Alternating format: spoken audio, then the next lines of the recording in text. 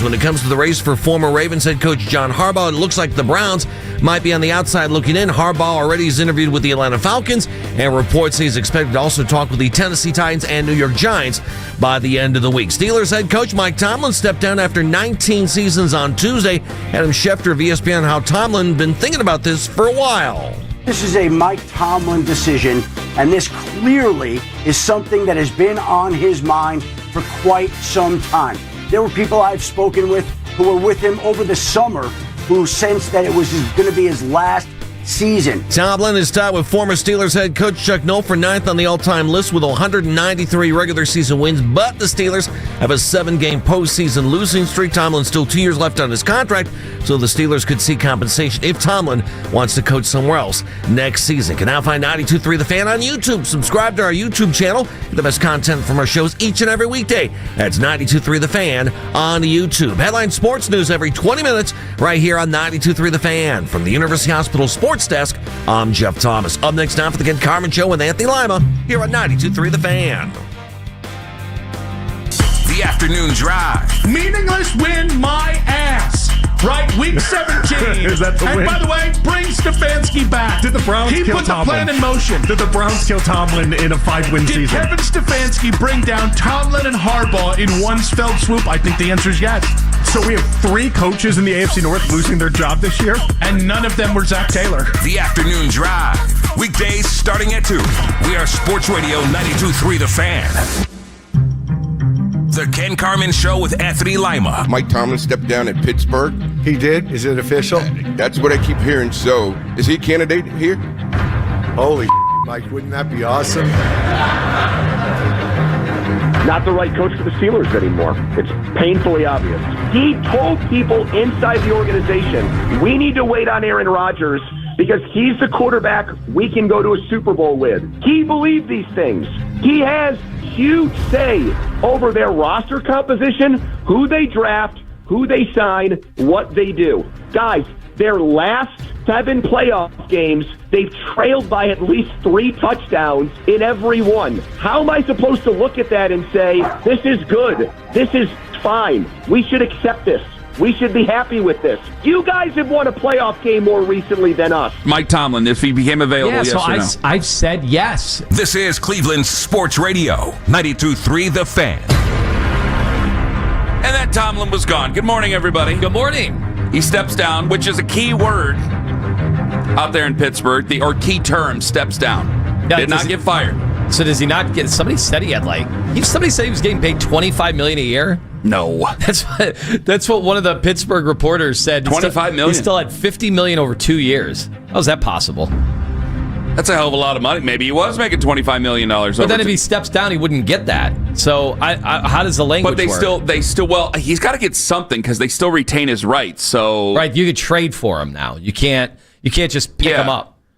Would you trade for Mike Tomlin? Would you trade a first round? Would you trade the Jags pick for Mike Tomlin? 216-474-00.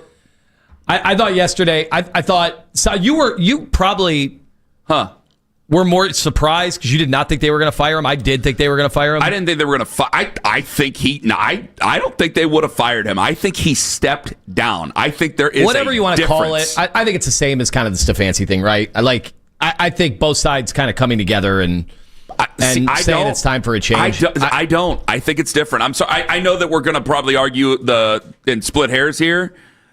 I don't mean to because it's not our team, but at the same time, I think that if he would have gone, I'm ready to come back for season 20. I'm already putting it together. I really do think the Roonies would have been okay. All right. I really do. I think that he probably feels burned out. I think he probably wanted to get out before it gets nasty. I think that he sees that, and this is where, I didn't want to fight Pony over some of the stuff about I was mad that Pony couldn't come up with a name because, again, if you're going to fire people, you need to come up with names. He thinks anybody would be better, which is not true. And that's what people do when they're come on over here to see that. When they're at the end of the rope with a coach, you just assume it can't possibly get worse. No, and not anybody can be better. We're going to do this. I guarantee you, depending on who the Browns pick, if that guy it's not depending. If whoever the Browns pick is not very good, and there's no real improvement, especially on offense, we're going to go, we could have got this with Kevin. We could have just done this with Kevin. We could have got a lesser. We could have just had the same scenario with Kevin. Like, that's the whole point of it. It's not just about making you feel better. Like, yeah, fired your FNA. You get out of here. It's not just about that. And that's what I can't stand. I'm serious. Like, that's what I can't stand about radio show hosts. Fire this guy, fire that guy, fire this guy, fire that guy. You've never done that. You've said that guys need to be fired, but I won't say it, you will, but you have ideas about who should replace. You can't just yell fire. It's stupid. Like, that's what people say when they're mad in the middle of the third quarter when things aren't going their way. But I have another day to react to it, and I'm not going to do it. And if you're going to fire people, you come up with ideas of who you want. You don't just say fire him, and that's my problem with with the whole business of demanding coaches to be fired on the radio. To me, it's the dumbest thing possible. He needs fired. Okay, Kenny, who are you going to replace him with? Like, I had this scenario one time. I'm going to go down a weird road here. You can bring me back. When I started in radio 18 years ago. Was it 18 years ago? 18 years ago. I had this person, and they were a problem. And it was just, everything was, I was a board op, I was a part engineer, like all that stuff. I had to do a lot of things, a lot of gopher stuff. And there was a person, they just were not pulling their weight. And I'm in my boss's office, and I'm bitching his ear off, and I'm complaining every day. And finally, he takes his cell phone, and he goes, okay, Ken, call him up. You can fire him. Swear to God. And I go, what? And he goes, if you want to fire him, I will fire him. And this guy was dead serious. He goes, you call him up, tell him he's fired, and I will fire him. I will back you up. I will get on the phone. You're my witness. I will let him go. Go ahead. Call him up. You got his number. And then I said, I can't do it. And he's like, shut the F up and get out of the office then. I don't want to hear it. And it just reminded me, like, it's easy to say it. It's another thing to do it.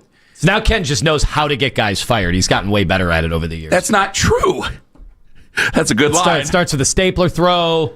I've never thrown a stapler at any person. Okay. I've never thrown it at any person. I mean, if I'm not a person, then that's fine. Whatever. If I'd have thrown it at you, I wouldn't have teeth. So we all know that that's a tall tale. That's gingivitis, Ken. Oh, it is. Bleeding gums, Ken. So, I mean, this is what I'm saying here. So, like, when Pony's on with this, like, oh, you got to fire him. He's been saying it for a decade. It's like, well, pick somebody. That said, that all pointed out, I do think that they would have just let it happen. And I think with Kevin, it's like, hey, like, you got to find somebody better. And it's not just anybody would be better. We've seen it before. You can get far worse. So what direction are you going to go? And the question is, what direction are they going to go? Like, I heard Linnell Willingham right before us, and he's like, well, the Steelers are about to enter football hell. Going, well, this is some strong commentary here. Like, this is different from anything that we've heard. I honestly, with Tomlin going, and you heard a little bit in the open, the back and forth with Filippone. And I just kept thinking, yeah, I get it. If I were in Pittsburgh, I'd probably think it's reached the end of the line. I mean, they played some of their radio calls, some of the callers on SportsCenter yesterday. Yeah, they did. And then they made fun of the callers because the callers were like throwing a parade as if they won the Super Bowl. And it goes back to the guy in Bristol, and he's like, these are the dumbest sports fans ever. Like, Tomlin's been amazing. So it's funny to see the difference of opinion, all throughout on Tomlin. But I thought yesterday, I'm like, yeah, they might only win like 4 or 5 games next year. I would not be stunned. I would have never said that with Mike Tomlin. It would have been nice. Because it just never would have happened. Well, because they're about to, and this is why I think Mike Tomlin stepped down. They're going to be in transition. I think this is why Mike Tomlin stepped down. Guys who do this, and you see this with like legendary high school coaches. They just seem to know when, you know what, I'm going to step away. Like, high school football is taken seriously in Ohio, and you have guys who are around for a long time, not going to name names, and they're just like, yeah, I see what's coming up through it, and maybe this is time to step away. And they do it, and then you see what happens, and people go, oh my God, this guy sucked, that guy sucked. I think Mike Tomlin knows. Now, Mike Tomlin, according to Pony and according to Chris Muller, had a hand in this roster construction. Well, they make it seem like he was sitting there drafting the players. And I think you're right. Well, I think he had a heck of a hand in it. I do believe them on that. I mean, they make Omar Khan out to be a puppet. I don't know if it's that far, but either way. And if you're a head coach with that much power, you're looking at it. You said it yourself, Anthony, and I totally agree with you. Cam Hayward, was that his last game? You have an older defense. You have an offense where your quarterback is maybe have played his last game, maybe not. Probably ain't gonna play for you next year. We've been through that. We just played the Steelers 4 weeks ago. Like, we all kind of know what they are. And maybe Mike Tomlin saw that and goes, you know what? Gonna walk away while I'm still above 500 and things haven't completely fallen apart. I'm not going to give him a reason to fire me. We're going to do this the right way. It's been 19 years. I'm going to step away. And I think that that's what he did, because I think you're right. I think that this thing over there, now we say that, and we've always wondered when they're going to die, and they continue to live over there in Pittsburgh, but they're fixing to have a couple of rebuilding years in their own right. It goes to show, like, out of nowhere, if the Browns get some of this right, they don't have to get it all right. But if they get some of this right, whether it's the head coach, whether Shedeur takes a huge step forward under the right coaching, whether they add a receiver, a couple offensive linemen, and all of a sudden you look like a normal offense, I would pick them ahead of Pittsburgh. Like, this is me talking. That's interesting. I like it. I think while there's no doubt, like, they had no playoff success for so long in Pittsburgh, and that's been well chronicled, well documented, and when you compare them to the other playoff teams, they would fall short.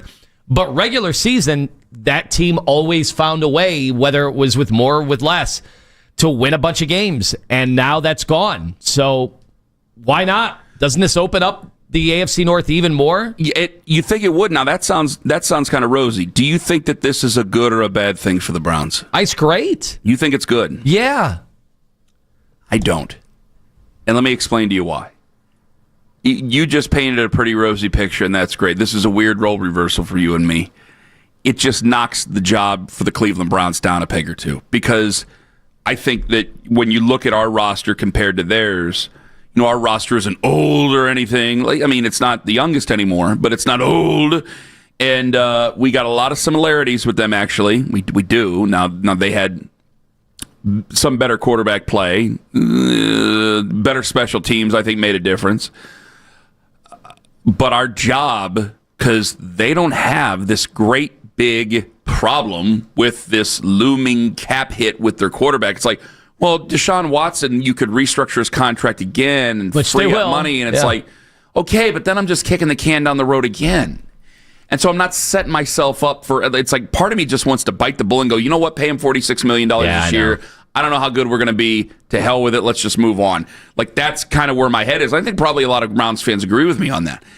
Maybe they don't, but I think that they should. Anyway, I just think my job of the Browns just took another hit, because I think if you were to go Steelers or Browns, rosters are kind of the same. Yeah, but I'm going to get a real chance to roll up my sleeves and do what I want. I mean, there could be people, I know Browns fans like Jim Schwartz, and I really like Jim Schwartz. Do they see that as something prohibitive, where it's almost like, yeah, they're telling people that Jim Schwartz has to stay, that you can be head coach, but Jim Schwartz has to stay on as DC? Like, that's been reported that they want Jim Schwartz to stay. He's under contract. We both like Schwartz. And we like him too. But he can't get in the way of hiring the guy that you think is the next Sean McVay, right? The next Mike Tomlin, where when he was hired, he was an absolute nobody. That's it. So you cannot let the current defensive coordinator, even though we all like him and think he's done a great job, the most important part of this is now going to be the coach going forward. I would hope a good offensive mind head coach, possible head coach, would want to keep Jim Schwartz. Right. I just don't want it to be forced upon them. You can't. I just don't think you can force these type of things. I think it leads to problems here, and more on that coming up here in a bit. I just think that this job, where there's not that many great candidates, now takes another back seat to another job. I mean, there's 9 open spots. We're in the back half. And we're even further down the back half because now the Steelers' job is open. And that's a job that somebody sees. It's going to go, they're going to be judicious how they pick him. It's almost like they're picking a pope over there, because you only You've only had 3 since 1969. So it's going to be this coveted job, and whoever takes it, they know. Like, they're not going to have to deal with craziness and intrigue and rumors and all the other things that really 90% of other head coaches have to deal with the exception of, like, Cincinnati, and that's not a really great spot because the Steelers are going to give you what you need to win. But they're going to be more supportive than just about any other owner out there. That was the prevailing wisdom yesterday was, oh my God, now that could be, just as coveted, maybe just a hair underneath Baltimore because Baltimore has Lamar. And I just kept thinking to myself, are we sure about that? Like, yes, they've only hired the amount of coaches they've needed to get them through 70 years of football or whatever. But also, Mike Tomlin in year 1 won 10 games. Well, he's handed a great roster. And he was handed an unbelievable roster. This is no longer an unbelievable roster. This is a roster that put as many offensive drives together as we did and way less than Houston did the last few weeks. Like, if you're saying, oh, what a great owner to work for, which has been true over the years, but what does that mean for you, the head coach? I'm not as worried about... He's not going to fire you in 1 year? Fine. You're not supposed to get fired anywhere in 1 year. Fine. Okay, but you're a head coach. You think you're going to be good. You don't think you're going to get fired anyway after just a year. But what is that getting you with Pittsburgh?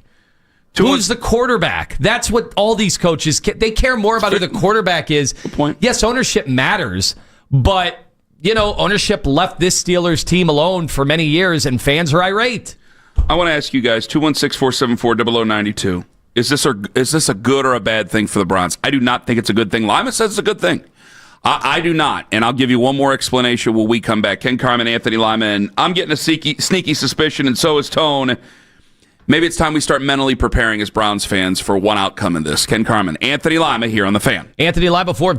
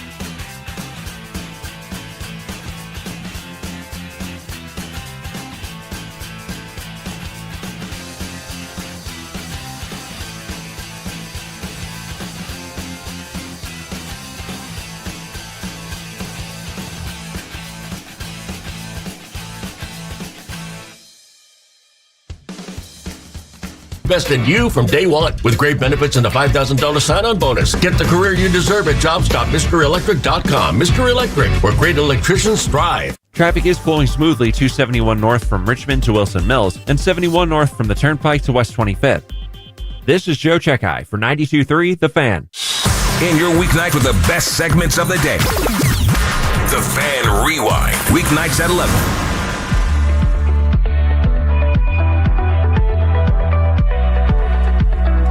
Coming up at 8 o'clock today, we go around the coaching search. We will try to make a stop in Pittsburgh today. Is this a good or a bad thing for the Browns? Mike Tomlin stepping down. Also, social media reactions are brought to you by Scheiben Jewelers, Cleveland's premier jewelry store. Can I just throw this out there since it's 6:25 and it's early? This person has been writing this for weeks. On our YouTube, which you can go and watch us on YouTube for free. Go ahead and subscribe, 92.3 The Fan on YouTube. You can watch it for absolutely free. I have a friend in town. He says, I didn't listen to Sports Talk Radio, and I wake up and pop you on YouTube every day. Very nice man. Don't want to put his business out there. A very nice man. I've shaken his hand. Good man. Good model American. But there's a person, they go, do I say their name? It is their handle. I'm going to say A. Birch, 1998. I don't take a bathroom break in the first break every single show. Now, there have been times. He also says I have the worst takes of all time, so he watch me. So I'm doing something right. I said name 6. Name 6 of my worst takes of all time. Well, that's why you go to the bathroom, to get more takes. To get more bad takes. Yeah, people they register 2. A lot of people agree with me, by the way, because I said this isn't a good thing for the Browns. This is not a good thing for them. You disagree. You think this is a good thing for the Browns. See, I think you're thinking more, this will bring the Steelers down. I need to find a way to build the Browns up. And my job now looks worse than it did at this time yesterday. Yeah, there's no doubt you're lower on the pecking order. We went to break and I said, well, I'm kind of curious why Pittsburgh has been labeled this elite job, and I just keep hearing ownership. But I'm like, yeah, because the coaches won. Like the owners wouldn't want to move on from the coach because the coach was winning. What happens? It's easy to be a good owner when you're winning. What is it if they go 4-13 next year, which I think is absolutely on the table with that roster? And I think some fans will be mad, and I think it's a very hard job to do. I think there's a lot of, I heard Albert Breer yesterday. I agreed with him. He was on obviously Afternoon Drive. Go to 92.3 The Fan on the free Odyssey app to rewind and go listen to Albert Breer. Fantastic for the Monday morning quarterback. And he had said, he goes, this is a pressurized job. And I go, you have to believe it has, oddly enough, from fans, maybe the most pressure in the NFL. Because you're constantly being compared to a person who's passed away and who won 4 Super Bowls and who was a legend. And I remember that. Now, we are here and we are intimately close because of the 2-hour difference in where we're at. We're very close to the Steelers in that case. And you remember this. You're old enough to remember. Bill Cowher is seen as a deity. There were several times during Bill Cowher's run with the Steelers on the hot seat, where people put him on the hot seat. Ownership didn't, though. You bring up Sean McDermott. I bring up Sean McDermott. If Sean McDermott would have lost that game on Sunday to the Jacksonville Jaguars, do you think he's fired today? I thought so. You thought so. If he were the head coach of the Pittsburgh Steelers, I don't think there's a chance. It took 10 years of losing in the first round, 10 years of being favored in losing in the first round. They didn't go into yesterday, or they didn't go into Monday night as a favorite, but it's been 10 years of making the playoffs and not going far enough. And part of that is with a guy who's going to be a Hall of Famer in Ben Roethlisberger, and that's where people start to get mad. And I think that's where people talk about the ownership. I think in so many other places, including Cleveland. Now, this is unthinkable here, but you know it as well as I do. It's the human condition to want more success. If the Browns found their next head coach and we found, say Shador, or say we do get Arch Manning and I end up getting the tattoo, right? We go to the divisional round every year and we lose 3 years in a row. That guy may very well be fired by Jimmy Haslam, by the Browns, and fans will support it. Coaches see that, and they know that level, they just get more time to continue to try to pound forward with success. And that's the difference with the Steelers' job and so many others. And it doesn't make my job look better. I'm trying to think, how am I going to make the Browns look better? And now I got this job that's never open, that's going to be open. It's like, well, now I'm further down the list. Yeah, but I will say about the further down the list thing, like, I'll be honest. Like, yeah, I've been saying, hey, go after Harbaugh. Did I ever really think Harbaugh was going to end up with the Browns? No, but, you allow yourself to try to get yourself in a room, open the door a little bit, get some hope that, money can do the talking, and that, you can come to some sort of an agreement. I was always kind of thinking that we weren't going to get one of the on paper best proven candidates. Mm-hmm. Can you get, if you're the Browns, can you get one of the up and coming candidates that fans will probably not be happy about? Yeah, you could get one of them. I got more on that at 643. Absolutely, you could. Yeah. The one of 32 that still is in existence. You're one of 32. Sure, they could get one of the up and coming guys. Especially those guys might be in love with Andrew Berry. Could you get one? I think if you're going to do the up and coming guy thing, I think you need to go to the youngest and the most up and comerist.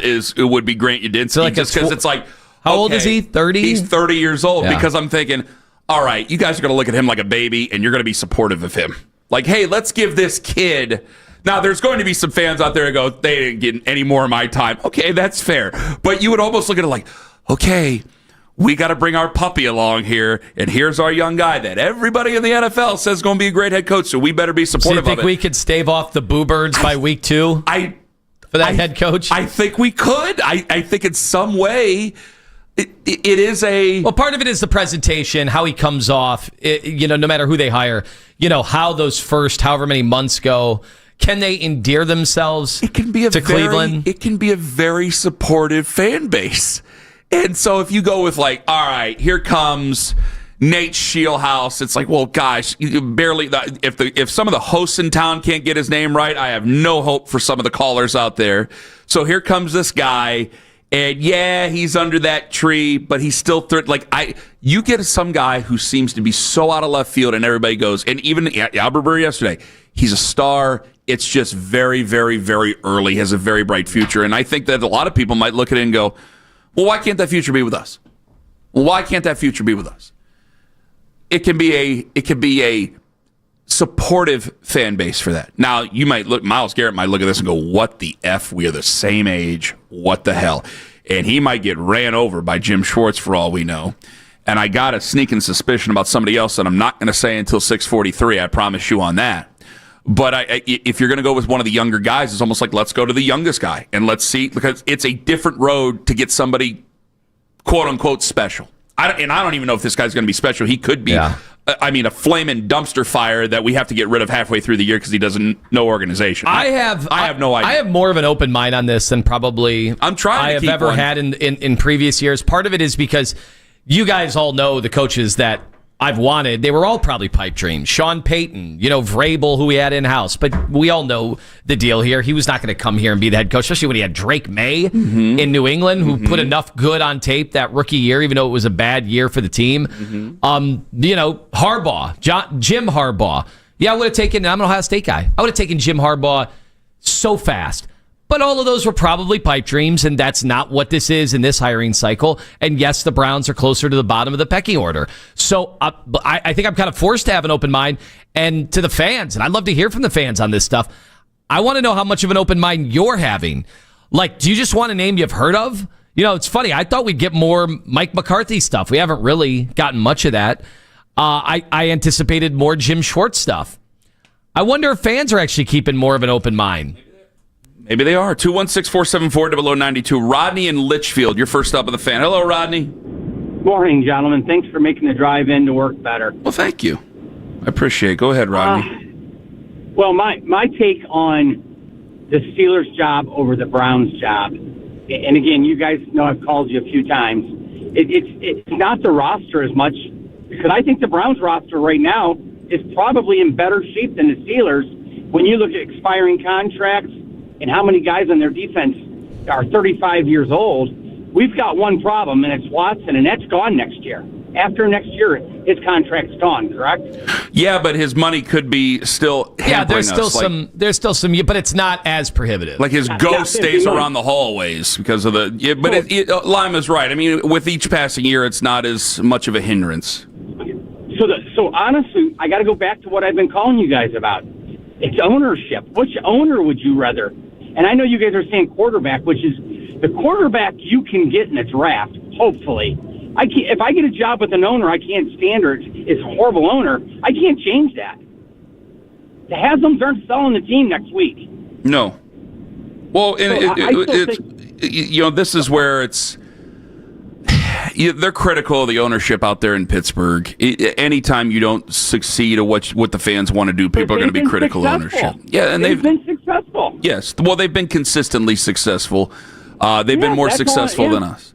Now, I've been defensive at times because I'm going. They're willing to do irresponsible things to try to get this team to be a winner. One last quick question. If you don't win, people are going to be hammering them. Go ahead. Whose fault is it in Pittsburgh? And I don't like to blame. Whose fault is it the last 10 years they couldn't get a quarterback? It could be Tomlin's. I don't know. I don't know the situation there. Whose fault is it here that we haven't been able to get a quarterback? Well, I mean, gosh, somebody's at fault. Rodney, that's drafting in the third round and getting quarterbacks. You guys keep talking about moving up for quarterback. There's 4 or 5 quarterbacks in the league right now. They weren't their first pick in the draft. Rodney, that's a long answer. That is such a long answer. It's not easy. No, because then they look at it. It's easy for us to look back, Rodney, and we say, how could you force the number 20 overall pick on Kenny Pickett in that draft when he was the only guy there? Like, it should have told us, but I'm sitting there thinking, okay, we all miss John Dorsey. Everybody loves John Dorsey. You took the third best quarterback of the 2018 draft. And I'm not trying to be bitter and nasty or anything like that towards the guy. I got nothing against Baker Mayfield. But let's be honest, he's the third best quarterback. You took him number 1 overall.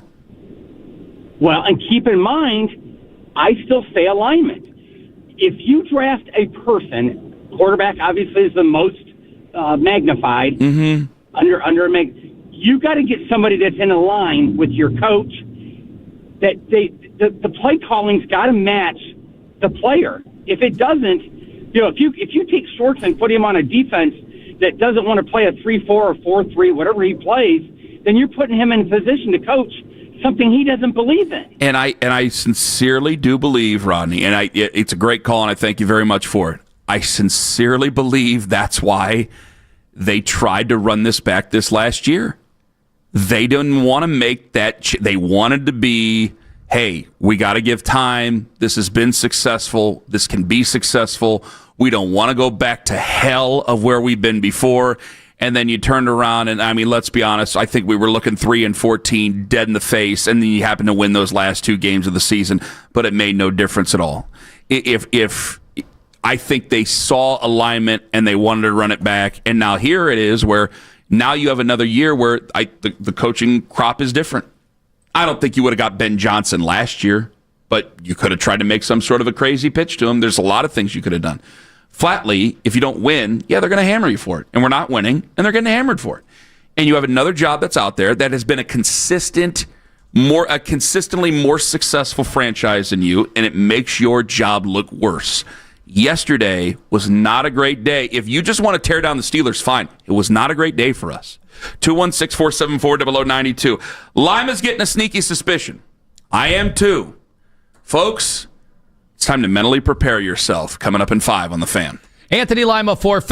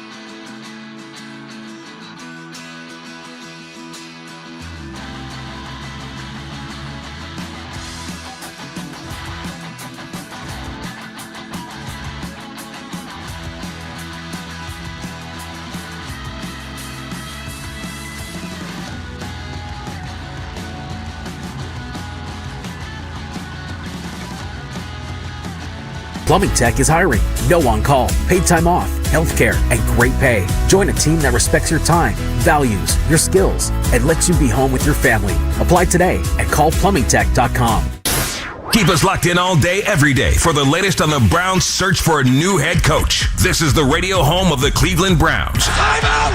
Time out! 92.3 The Fan.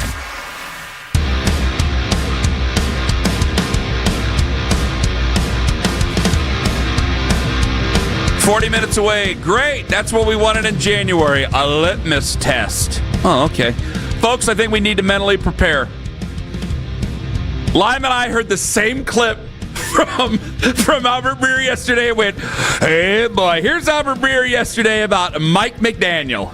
Probably a coordinator. It's hard to get one your first year out, right? So I think Mike's a really good coach. After the way that all went down in Miami, my guess is, it'll be at least a year. But I could be wrong. All it takes is one, and Mike's capable of getting in the room and charming people, and, I'd be confident that he have a really good plan.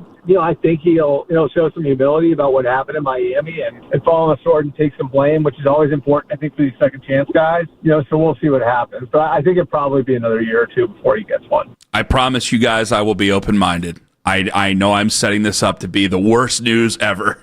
When I said I'm getting a sneaky suspicion, and Lima is too. In the word, I'm going to be Steve Kornacki. I'm going to call it for Cleveland. I'm going to say Mike McDaniel is going to be the next Browns head coach. I want to know how people would react to it, because I asked people on social media, and I got to tell you, it was surprisingly split for a while of would they be excited, not excited, if Mike McDaniel were the next head coach of the Cleveland Browns. Now, that was a couple of days ago. Maybe I think some people would change. I mean, there were a lot of votes. 57% said they would not be excited. I was surprised 42% said they would be excited. That was higher. From Mike McDaniel. And I think part of that people are very split on all these candidates. We do have a show on this station that seems to be very high on Mike McDaniel, correct? Is the afternoon drive pretty high on Mike McDaniel? I thought they were. Maybe I'm wrong. I don't want to put words in their mouth. I'm being serious. Usually we're taking shots at each other, but I thought that they were pretty high on Mike McDaniel. I thought he was number 2 on their power rankings of guys that they wanted. Yeah, I haven't heard chanting for Mike McDaniel, but yeah. Well, we're the show that chants. I haven't heard them chant very much. I've only heard them do a coaches they don't want list. So this is how this is going to go. I think that this is a guy who has previous head coaching experience, and the operative phrase that Albert had used, and I want to hear you on this, obviously, Tone. I mean, Jesus. You have a guy who says he can charm, he can get in there and he can charm, and he'll be contrite on some of the things that he got wrong in the past. I think those are things that the Browns are going to want to hear. And this is going to be a guy who, I said, you want to scheme open run games, he can scheme open the run game. He knows offense very, very well. And again, guys, they think they are way closer than any of you guys think, and myself included. I think you're another couple of drafts at least. And then by that time, we're talking about the defense. But they think they're closer. They think there's gold in them there hills. And yeah, you got Harold Fannin Jr., a couple of young guys there. I mean, maybe they are. But they think they're closer. They just need a fresh coat of paint on that offense. And I think Mike McDaniel is going to end up being the head coach. It could end up being a good thing. I can paint how it could be a disaster, but I want to hear you on this, Tom. I know that we see him in the press conferences and him cracking jokes. The way he dresses and the blue blockers on the sideline in a rainstorm. Okay, all that, he's become kind of a caricature. I have a feeling that guy in the interview room knocks those kind of settings out of the park. Yes. I think he comes in, and I think he is a bit of a savant. I think he's someone, they all come in with their coach's binder, and I think he could answer. First of all, he's been doing press confereres for how many years? He's a charming person. Let's call it what it is. Yeah, I don't. He's a charming man. I don't. You guys really get charming from him. I think you could be confusing Owen the press conference settings with him. Yeah, but I think that could work in an interview setting. Used car salesman with him. Maybe new car salesman. He's definitely selling cars. He had the Miami media eaten out of his hands the first 2 years he was there. National media loved him. Yes, and maybe that's why I was a little down on him. I'll say this, because Kevin was pretty consistent in he wasn't a jerk about it, but he wasn't going to give you anything. But because he was so consistent, I think he got more leeway than what Mike McDaniel did. The second they started losing, they're going, man, your pants don't go all the way to your ankles. Yeah, we don't like this. You're wearing sunglasses on the sidelines. It's dark outside. You don't look like a football coach. It wore very your thin. Your sarcasm. You're doing metaculture. You're doing social media press conferences. It wore thin very quickly. That's right. But the first couple of years, I mean, good God, it was they were fawning over Mike McDaniel. Have Meredith find some Mike McDaniel. I'm being dead honest. Like some of his greatest hits at the press conferences, and I think you hear some of that, and I think people will side with Owen. They'll be like, "What is this? He's doing a comedy act." At the same time, I don't think he would do that in an interview setting. Mm-hmm. I think in the interview setting, he'll come off like the Ivy League. Smart. Yeah, I agree with you. All-encompassing, knowledgeable. I mean, there has to be something there. He got hired and then also kept that job for a while. It wasn't like he was 2 and out. I think he's I think he's an encyclopedia. I think he would. I think he'd dazzle in the interview setting, especially with once guys like that can be a chameleon.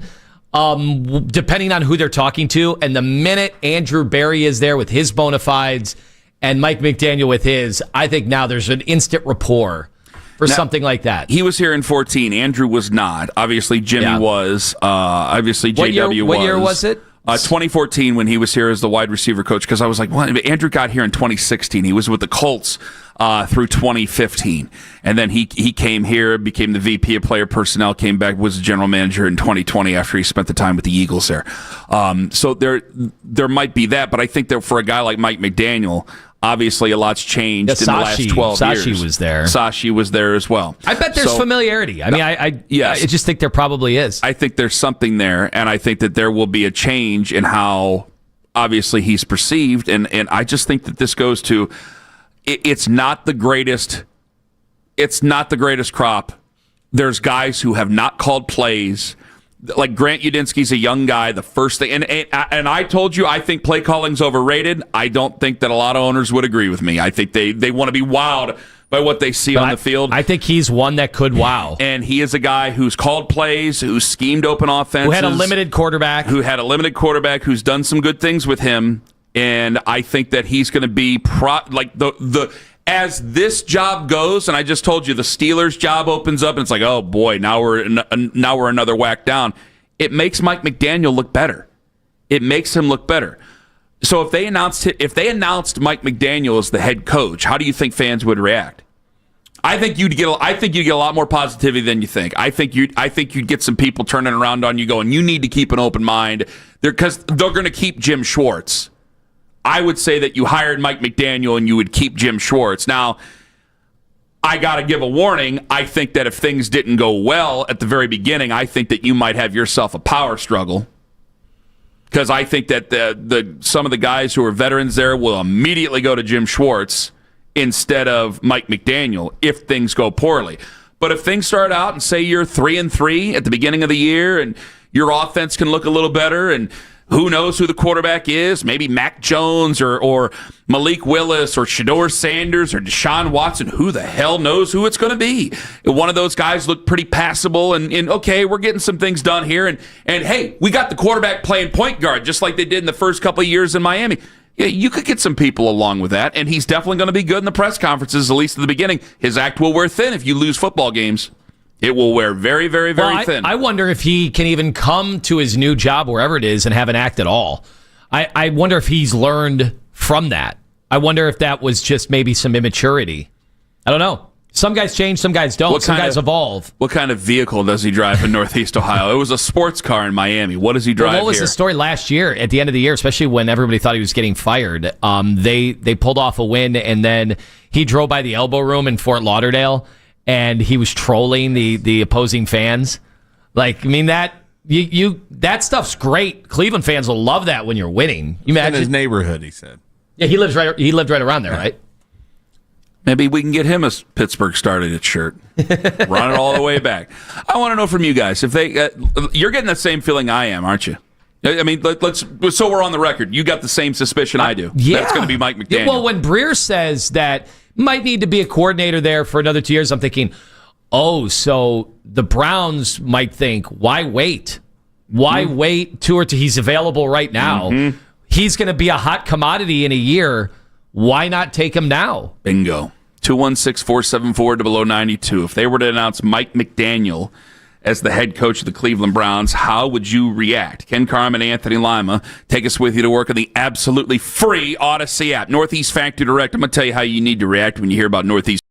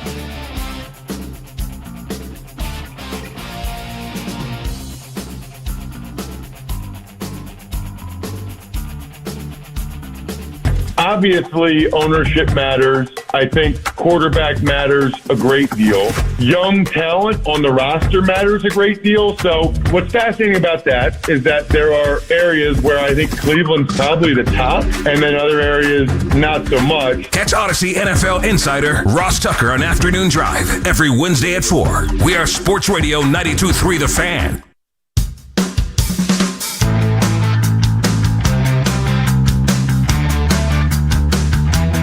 Good morning. I think Mike McDaniel is going to be the next head coach of the Browns, and so does Tone. 216-474-0092. Do you like that or hate that? I wouldn't say you guys in or out? I wouldn't say I definitively said Mike McDaniel is your next head coach. Okay, now you're going to step off the ledge. Okay, well, fine. I'll stand out there by myself. I'm the one with the stones on the show all of a sudden. I think what's going to happen, though, is as the time progresses, other teams start getting their coaches, and you start hearing more and more about some of the interviews that the Browns have lined up. I think you're going to be like, all right, Mike McDaniel, he sounds better. Well, that's where I was going to say I would feel more comfortable with Mike McDaniel than some of the names that I didn't know 2 weeks ago. There you go. Because at least it's a commodity that I know that I've seen have some offensive success. I think fans are going to warm up to him. He's an offensive mind. I think that it's exactly what you guys just said. Is he interviewed the other day? And he had sat down with the Browns. They'll probably bring him back in some form or fashion. He'll talk again. There will be a lot of things. Yeah, I can work with Andrew Berry. Yes, obviously, Jim Schwartz is a tremendous defensive mind. The defense loves him. I want to work with him. He can be the head coach of the defense, and I'll be the head coach of the offense. It's going to be great. And he's going to be made the head coach of the Cleveland Browns because it's exactly what you said. And I think yesterday was part of the reason why he will be, is that the Steelers' job looks worse. He is not going to be the next head coach of the Steelers' job makes your job look worse. He's not going to be the head coach of the Pittsburgh Steelers. And I don't think he's going to get one of those. I don't think he's going to get the Ravens job. I think he's going to get the Raiders job. And he gets a chance to be a head coach still and make head coach money, and I think he's going to end up being the Cleveland Browns head coach. Are you saying that you want him to be the head coach? Nope. Okay. If he becomes the head coach, do you think there'll be any sustainable success? Oh, I think there can. I mean, listen, I'm not saying he's a bad offensive mind. And I thought that they had quit on him in that game against the Browns earlier this year. Clearly, they didn't. They were 5-2 down the stretch after they might have quit in that game. They didn't quit on the season. Well, I really thought he was just going to get fired after that game because they looked listless and it was terrible. And by the fourth quarter, guys were walking around on that football team, and we were just beating the brakes off of them. And they did not want to be here. It was a therapeutic thing to see. My father was disgusted, but when's my father not disgusted? I'm his son. I just think he's going to be the head coach of the Browns. I think you could do worse if that's the case. But if they're going to celebrate in the afternoon, will they celebrate in the afternoon? Have we gotten confirmation that they really want Mike McDaniel? They may celebrate in the afternoon. I'm going to go, okay, let's see where this goes. So if I told you Miami this year, offensively, 22nd out of 32 teams offensively, in first blush, you'd be like, that's not good. Why would you hire that coach? And then you consider, well, they're ahead of the Texans who made the playoffs. They're ahead of the Chargers who made the playoffs.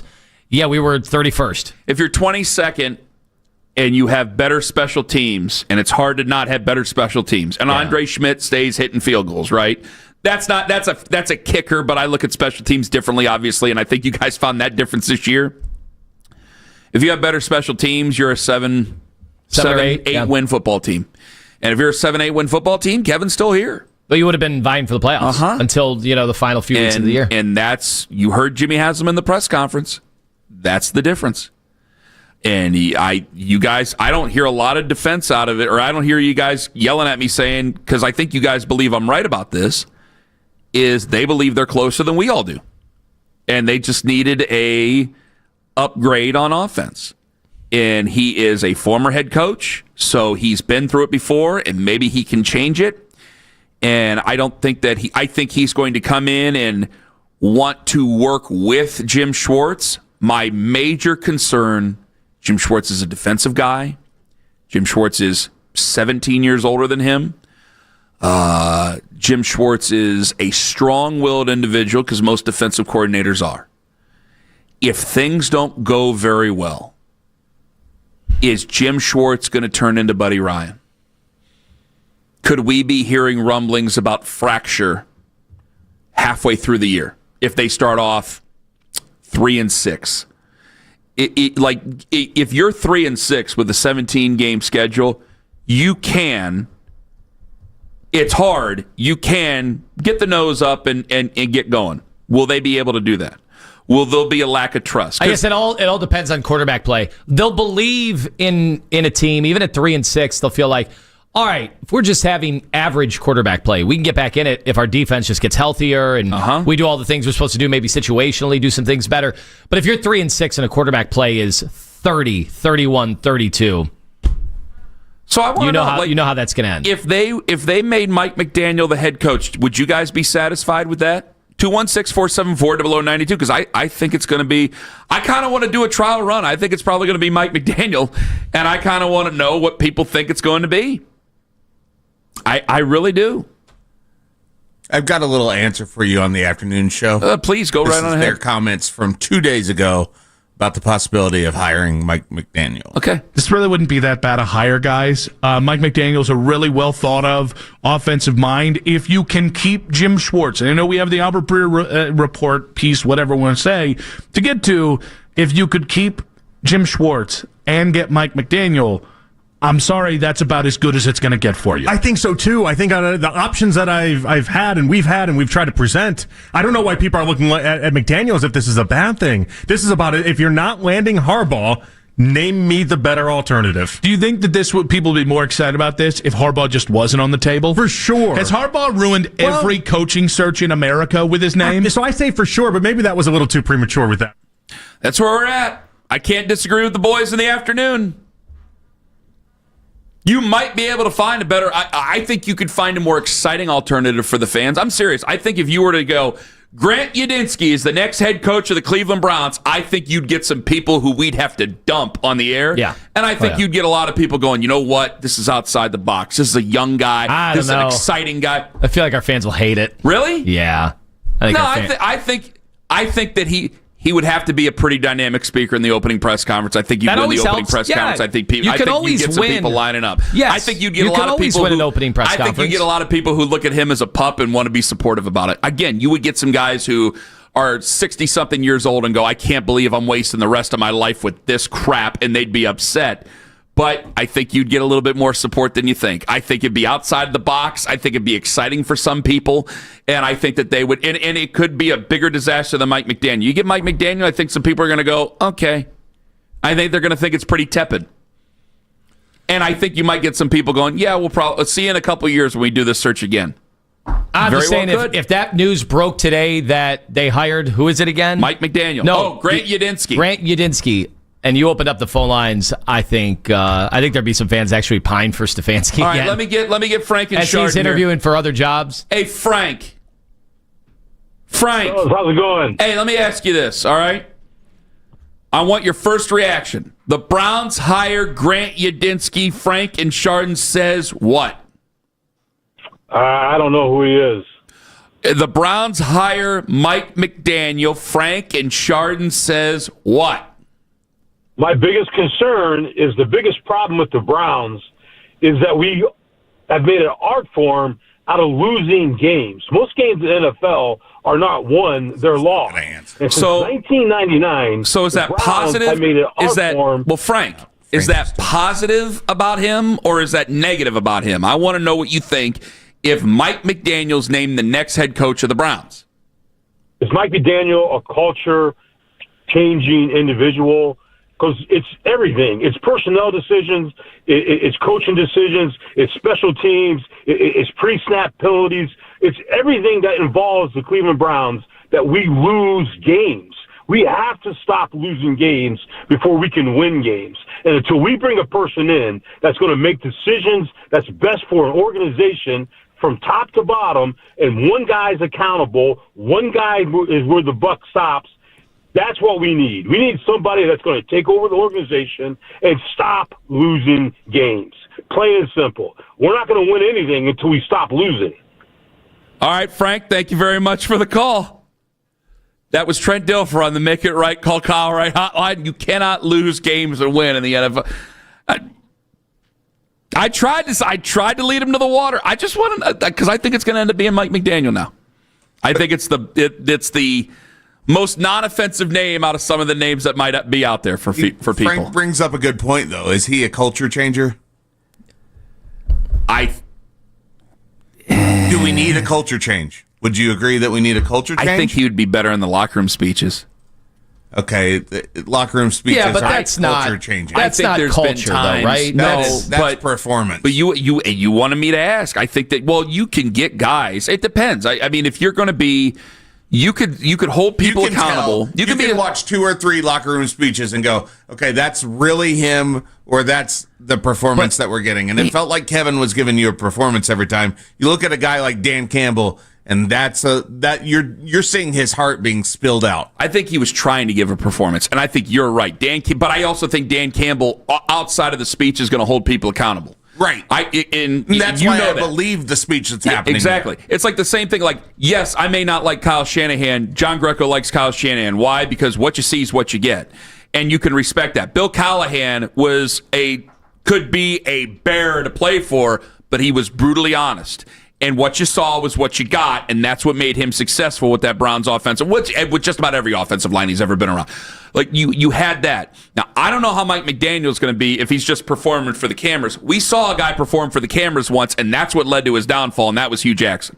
And that's what I'm afraid of with Mike McDaniel, and that's why I brought up the stuff in the last segment, because it feels like, at least when he's on the podium, he's performing for the cameras. True, but I want to know, and Nathan might be able to give us some insight on this because Nathan knew him pretty well. I only ran into him a few times in 2014.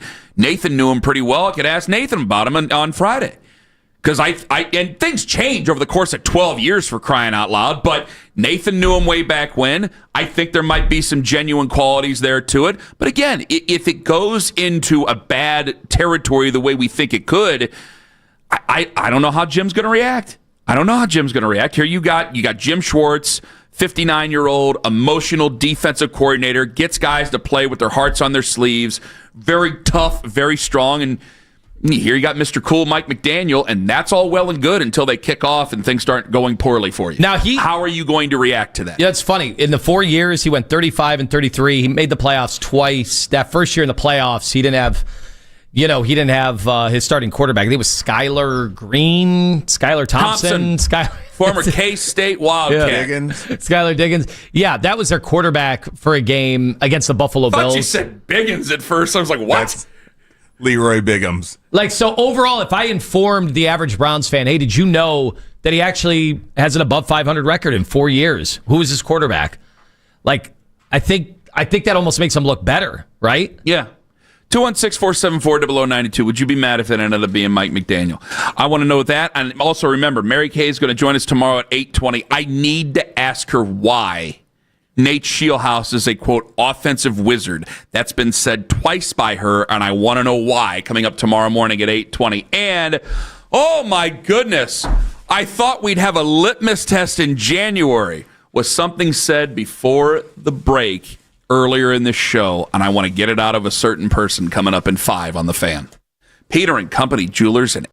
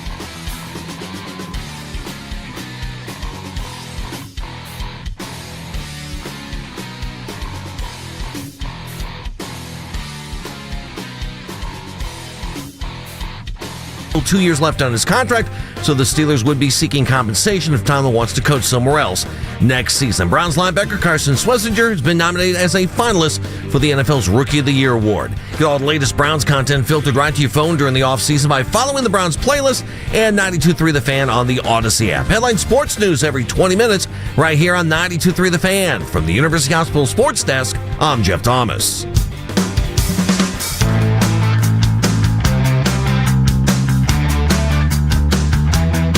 Jim Harbaugh probably not even going to interview here. Seems Mike McDaniel's probably going to be the head coach by what Lima and I are seeming to think, and also I want to get into that coming up here in just a moment. However, Cavs play Philadelphia tonight, and Lima says, litmus test in January. I'm going to get to these phone calls here in a minute. We're going to go back to the Browns. Yeah, I got ripped for the show for saying, hey, 2 out of 3 games, you're probably going to have Joel Embiid playing both of these games. I think it's a nice litmus test. They've got an MVP candidate in Maxey, who's been just unbelievable this year. Probably top 5 player in the league, averaging 31 a game, 7 assists. Who'd you get ripped by?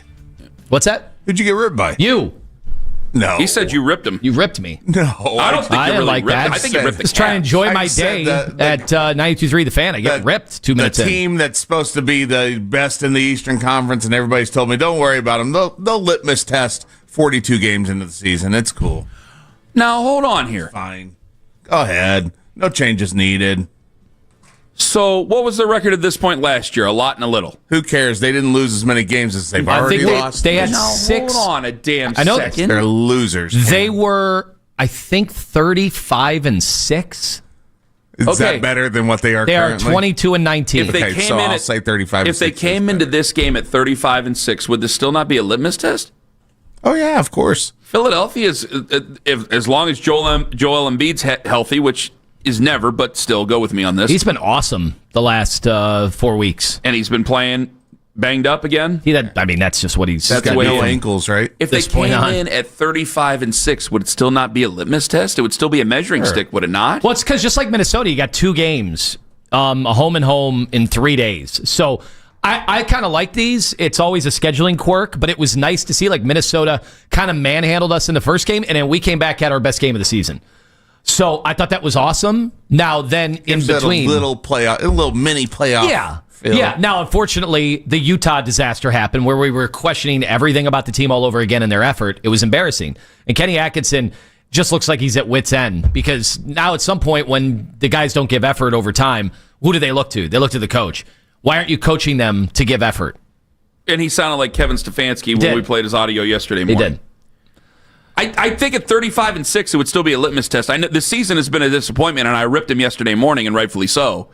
But I still think but it'd have a different feel to it if you were 35-6 because you'd feel let's another one. And if you lose it, you're still like, it's fine. We're 35-7 now. If you lose this tonight, and God forbid you lose 2 of them, you're a 500 team. You're basically a 500 team you're at that point. A 500 team that's in the play-in at the halfway point of the season. I said a play-in team. I said last week. I know they had won 5-7 before that loss to Utah, but I did say this was the most disappointing team in the NBA based on expectations. And history of Cleveland. I don't know how anybody could really argue that. The most disappointing team in the history of Cleveland? No, this season. Well, Owen just said in the history of Cleveland. It's got to be up there. There's right a lot of disappointing teams. There. When your leader and your star, the star has played like a star. There's some Browns teams that were supposed to go to the Super Bowl. No, that's because there's a lot of delusional Browns fans in town. There's a big difference. When your leader and your star has told you that the regular season doesn't matter, and maybe he'll end up being right. Maybe the regular season won't matter. Maybe they'll limp into the play-in, and they'll end up in the 7th seed, and they'll put it together like the Heat did a couple years ago, and everybody gets hurt in the other teams. Like Indy did last year. End up in the NBA Finals. Donovan ended up being wrong. This is where the regular season matters. I'm looking at every game trying to make myself feel better about this team. Trying to give myself some hope because they're stuck. You can't do anything with the second apron. Yeah, go ahead and fire Kenny Atkinson. You're still gonna have the problems you have. I don't give a damn what anybody says, and that's coming from people I respect. Like I Justin Rowan, who's from the Chase Down. I love Justin. You love Justin. The whole show loves the guy. Great guy with him and Carter. But like I disagreed with some of the stuff that he was texting me about Kenny Atkinson and about some of the other things. Now, there's questions there. Not that he's ripping Kenny. I listen to the pod. He doesn't rip Kenny. But I think that he thinks that there's a few more things that you can question well, the lineups, than what I'm willing to question. People are just aggravated with the lineups. We got a big problem when guys like Naquan Tomlin are really bright spots for us exactly. right now. That's what I'm saying. That sucks. But I always say Naquan can be a fine individual. In the NBA, I don't need him being my bright spot right now. Right, that's right. If you're at the halfway point of the season and you're mad at the coach for lineups, means your team's just not good enough. Yeah. That's all it is. It means your team is not as talented as you thought they were. He's barely keeping his head above water right now on the season. And there's not many things you can do differently. That's why I'm so scared. Yep. I was mad yesterday. That's why I feel so cynical about it, because it feels like all the things that gave me the pit in my stomach about the team in the offseason and seasons past, the chickens are here. They're roosting right now. Because I'm going between hopeful and fake hope. I think it's fake hope, and then obscene anger. When they beat Minnesota the other day on that Saturday, I'm going, okay, maybe this is where we change. We start to turn that corner. And then they go out and they lose to a 13-win Utah team the other day. And Kenny Atkinson is saying in the postgame that he didn't think that their head was in it. Your head's not in it? What do you mean your head's not in it? So are we just going to be soft and go out there and play regular season basketball and then just go out and lose in the postseason? Well, in a play-in game? Jared Allen kind of said the same thing. The problem is they got right back in the game in the second quarter. What's your excuse in the third quarter? So, fine, you weren't ready to play at the start of the game. Then they did what... They were actually up 10 in the third quarter. Yeah. And then they ended up losing that game, and not by a close margin. It wasn't a buzzer beater that beat them. Yeah, so how do you explain that? Put them away. Put the team away. You got Kenny over there? Yeah, play Kenny. Here's Kenny. From 2 nights ago. I think they won the mental battle. I guess I got to do a better job of putting appropriate fear. This is the NBA. They got a lot of talent out there, and they were desperate. We just kind of played. Why does your head coach need to put fear into his roster? Bingo. You got their dad. I got 2 guys that I think are tough: Donovan Mitchell and Jalen Tyson. Well, so they're... And again, we're talking about toughness. Lowest common denominator. And once again, Jalen Tyson, really bright, positive spot in the season. Should not be a guy that we are leaning on at this point. Yeah, they need him to play well. When you run it back, it shouldn't be the guy that you didn't even think was going to be a factor. So I thought about this a lot. Like they are in a situation right now where, DeAndre Hunter story comes out yesterday that he wants out, that he's not happy in Cleveland. Oh, who saw that coming? And boy, if there isn't mutual interest there, Lord, you think Cavs fans right now? You think the Cavs front office is excited about watching DeAndre Hunter? I think there were plenty of times in second quarters of games in the month of December where you're like, yeah, this guy don't want to be here. Go ahead. Well, there's just, like Owen saying, well, you ran it back. There just weren't a lot of moves unless you were willing to trade Darius Garland or Jared Allen. Yeah. There weren't a lot of moves that you could make to bolster the team. And then a bunch of people would make the argument, trade Darius Garland. You're not going to get better because that guards are not a premium, believe it or not, now in 2025, but are we gonna get 2026. Worse than what we are right now? Well, point guards you're going to take a hit on that trade at that point. Okay, are we going to get worse than what they are right now? I mean, give me the names that you would. I don't have names. I'm not that big of an NBA fan. It's hard because to tell me that. At there are a lot of good teams that don't even have point guards, that don't even have traditional point guards. All I know is that so what teams when are I'm signing in mud up and for I'm not moving in mud, doing the same thing in the mud is not a beneficial thing to me. But, so let's try to get different tires. Show the good teams that are looking for small point guards that can't defend. Hold on. I'm making a point. Look at the Trae Young situation. What was the Trae Young deal? The game away. Yeah. Trae Young was the best player on a team that went to the Eastern Conference Finals. Darius Garland's never been that. He's never been the best player on the Cavs. He's been the second or third best player, and he has never played well in the playoffs. Right. So what are you getting for him? He's so right. I think it underscores what a tough spot the Cavs. And by the way, I do think Darius Why couldn't we get Trae Young then? I don't think he would help you. He ain't gonna make anything any better. I don't think he would help you. It's different. He just got pushed to basketball Siberia. We'll never hear from him again. What has been constant for 3 seasons is not working anymore. But there's nothing you can do. Well, that's a part of being in the. See you in 2027. I guess so. Well, not even 20. Well, maybe. That's the hard part. Is 2026 right now, Ken. As part of the new rules in the CBA, once you went in the double apron, I know a lot of people celebrated. We've got the owner who will spend whatever money. Yeah, but they were overlooking the fact that it's harder to make moves once you're in the double apron. The restrictions are tougher. You know exactly where this is going. Like you said, see you in 2027. Well, if you're talking about competitive Cavalier basketball. Okay, I don't know what moves you can really make because exactly what Lima said. You want to get rid of Darius Garland? Okay, good luck. Who's looking for him? So that is in a circle. The other thing with Evan Mobley, like, hey, man, I've been pretty defensive of Evan Mobley for the first 4.5 years of his career. There's nothing else I can really say for the guy, all right? He's not going to be Victor Wembanyama, not by a long shot. He's not going to be that type of unicorn that we want. Fine, I just give up, all right? You want me to admit it? I'll admit it. Hold on, I'm just saying this. You've been defensive. You also said he'd be out of here in 6 seasons because he'd be so good. I thought he was going to be the 1%. Luckily for you, I thought he was going to be the 1%. He's been underachieving, and he won't be gone in 6 years. Well, then guess what? I end up doing a champion's post because if they really want to liquidate, then they'll just trade his ass. The issue is he's being paid like a 1%er. He got the Supermax, which him winning Defensive Player of the Year actually hurt the Cavs more. So we would have rather had him be runner-up. Like Randy Quaid in Major League and 2 not right now. all NBA also. Let me say something crazy, and then you could walk me back on it. I don't think you will. Is that if this season continues to go the way it's going right now,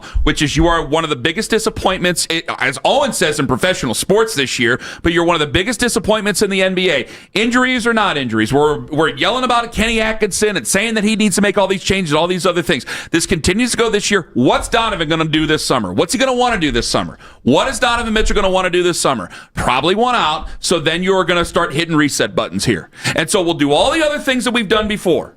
So you're saying 2027? No. This season sets it up for 20. Hey, by the time the Browns get into the new stadium, maybe we'll be talking about the Cavs again at that level. Like, we got to start talking about that. You want to walk me back on that? Here's what I will say. Take me back. Here's what I will say.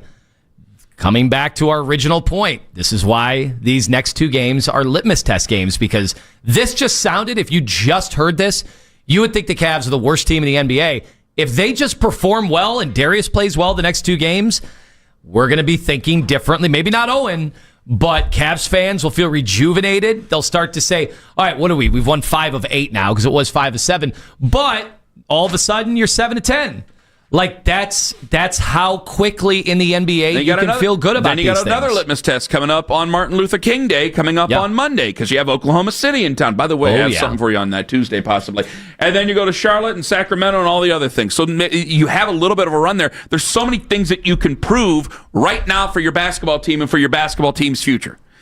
And you're not telling me I'm being an alarmist and I'm overthinking it and being overly dramatic here. You're not telling me that. Tell me that, and I'll shut up and we'll move on. I think everything you said is fair. Else. And to some extent, Owen, I know we're feuding. What you're saying, because you're not a diehard basketball fan. I'm mad at the Cavs, and you're going to catch it because we're all involved. Yeah. With the Browns, we're accused all the time of being part of the problem. Maybe I am part of the problem here. And maybe it's a reversal. I was so high on the Guardians, and people got really mad at me in the playoffs. So you're defensive, right? yeah. Yeah, and so I understand that, but you were the guy defending the Cavs and the lack of movement, and I understand the money thing. I understand the apron thing that really hampers things. And yes, I will never have names in the NBA. Go get Giannis. Giannis is not happy in Milwaukee. I understand that's a pipe dream. I get that. But when people told me, mainly every national guy that said the Cavs are one of the top teams in the East, they don't look like it right now. When you told me the Cavs are fine, this is a good roster, they have good players, and I agree with that. They do have good players. The players on the roster are good. But when the results have been what they've been so far this season, and I go look at the standings and they're in the play-in spot right now, I'm disappointed with what is happening, and I don't want it to happen anymore. I want to fire back with it is a good roster in 2015, but you're not shooting well, so it's not a good roster in 2015. And you're definitely not defending well. That's why it's like, hey, I can make these changes, I can do all these things. I really can't because of the money. It's just you got to play better. And if we want to sit there and talk about Kenny Atkinson, it's like, wait a minute, Darius Garland is a better basketball player than what he's shown.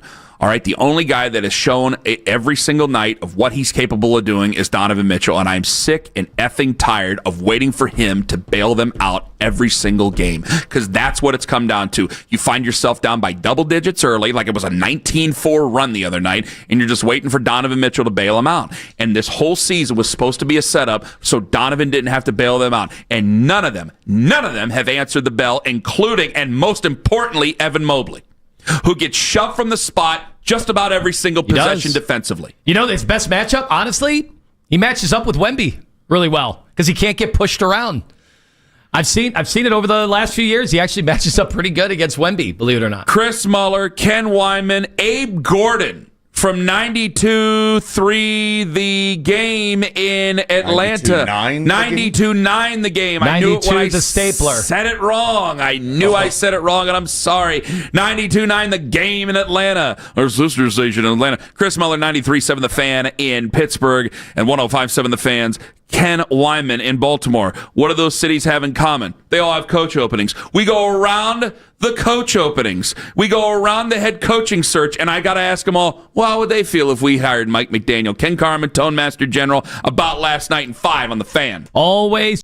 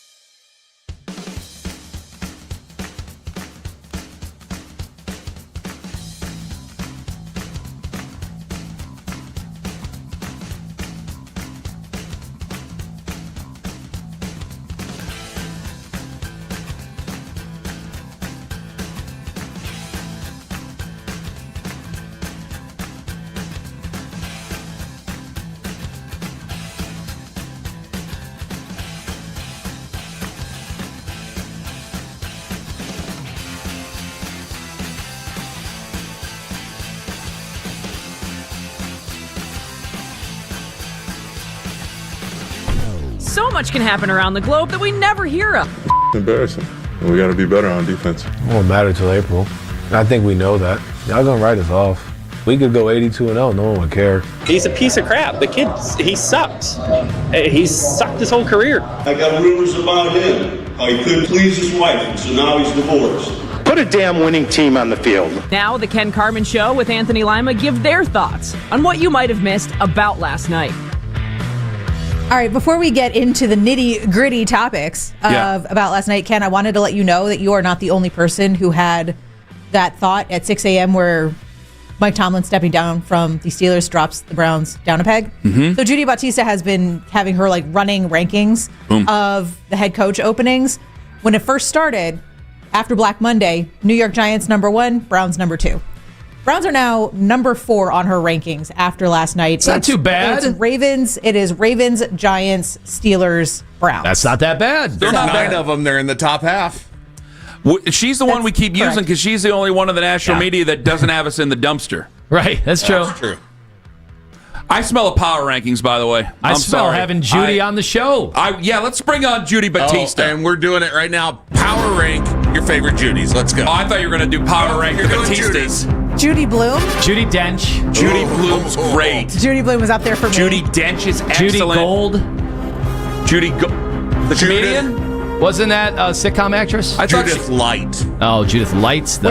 Where does Jerry Judy sit on your Judy? Not right behind Punch and Judy. Judy Dench is a good one.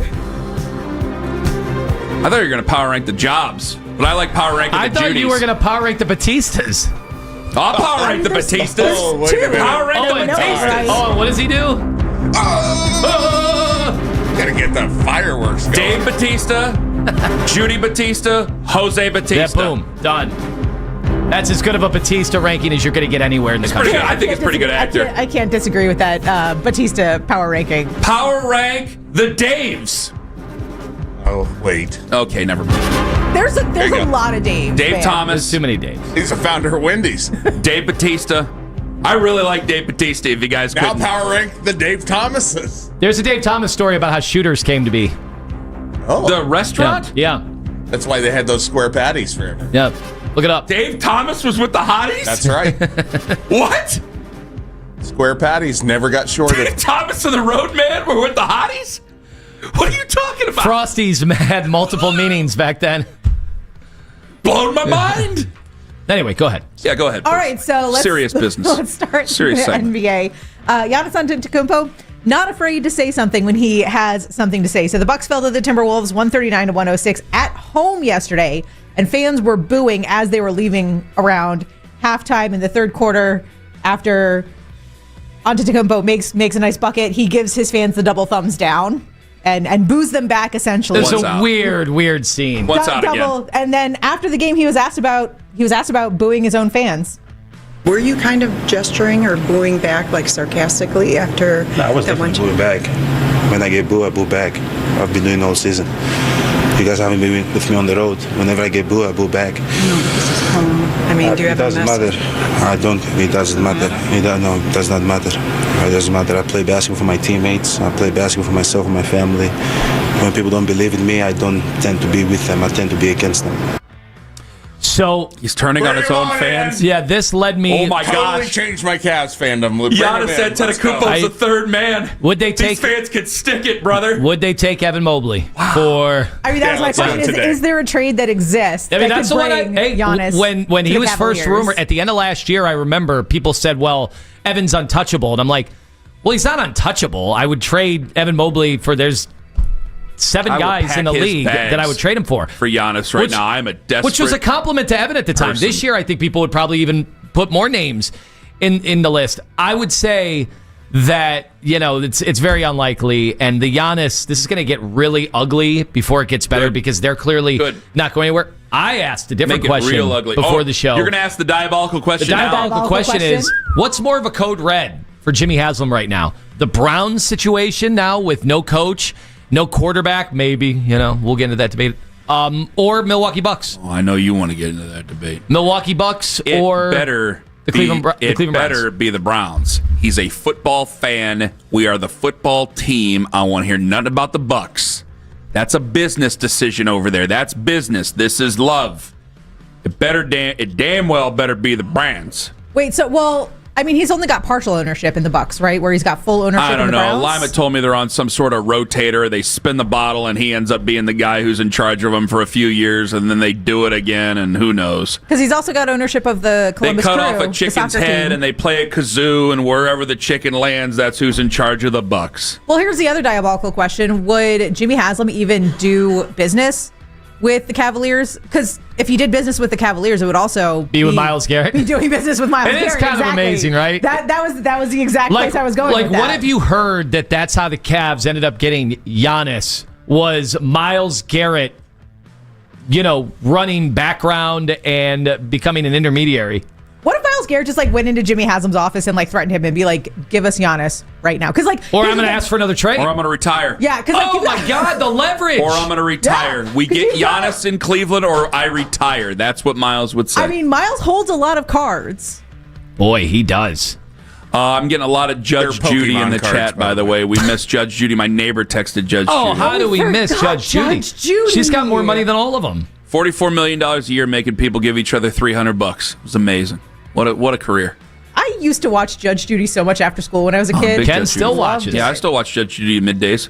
Absolutely. I think we have a whole hour block at 3 o'clock on Fox 8. You watch a lot of Judge Judy. I'm surprised she doesn't have her own Judy network. Justice now. Oh, that's right. Judy Justice. Totally different. Oh, what's the difference? The justice. Her hair. Yeah, she used to doles have the out bob, different justice. And now she has the ponytail. Power ponytail? It's like Maine Justice, but it's Judy Justice. That's right. She has more justice than an entire state. All right, so let's move on to a golf story. Brooks Koepka is headed back to the PGA Tour. He left LIV Golf at the end of 2025. He applied for reinstatement with the PGA Tour, and they granted that on Monday. They created a path for LIV golfers to come back to the PGA Tour, because if I recall correctly, I think there was a 2-year ban period or something for leaving the PGA Tour. They've done away with that. There's a path back to it now. There's a players' equity thing where, according to what the new CEO is, are you telling me the story and I'm just cutting you off? I'm sorry. Keep going. Oh, where Brooks Koepka is going to forfeit somewhere between 55 to $85 million. Yeah, $85 million bucks. I'm so annoyed because basically this split, while it was we talked about it a ton. It was everywhere what was going on, whether this was going to end the PGA, whether they were going to do this with other sports. And in the end, it was just a complete waste of time. Handful of guys got paid so much money, but it ruined both. I mean, I lost a lot of interest in the PGA because I knew they didn't have all the best players anymore. Mm-hmm. And they weren't able to speed up hey, we're developing younger guys, and we're going to make younger guys the face of the sport. And so for me, I can't speak for everybody, it kind of ruined golf in general to where I'm just watching the majors, and even those I'm not as all in on. So just get them back, reunify the PGA Tour, and let's just forget this very ugly, embarrassing moment ever happened. Well, here's the thing.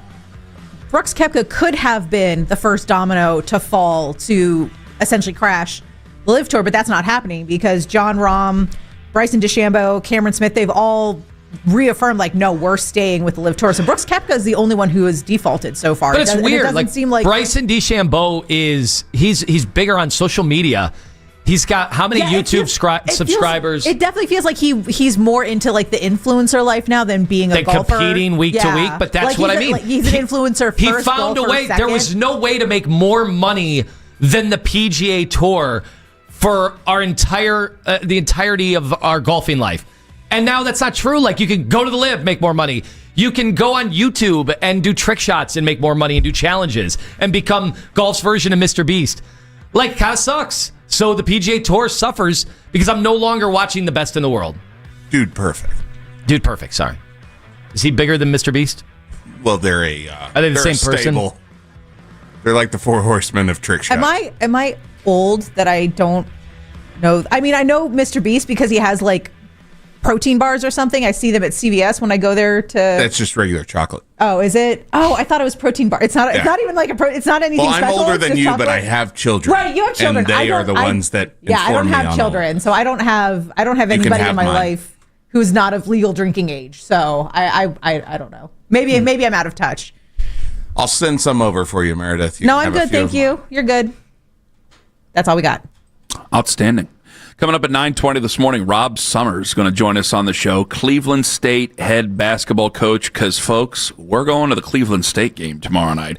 We hope that you will join us there. It's a fantastic time for everybody involved. Is it really country music night or Country something? Western. Country Western night? Which I guess will incorporate. Country and Western. Wait, incorporates it all. I guess we're going to be heavily involved in the sports and entertainment It's fine. part of that game tomorrow. One of us going to get thrown out going after Gottlieb? Oh, that'd be a great way to call it an early night. Oh, my kid's sick. I got to get out of there. I start badgering Doug Gottlieb, get thrown out. People ask, hey, how'd it go? How was that big night, over at the Wolstein Center? Well, Ken got thrown out at halftime. He got thrown out. Instead of leaving at halftime like another host did one time. Ken waited for him in the showers.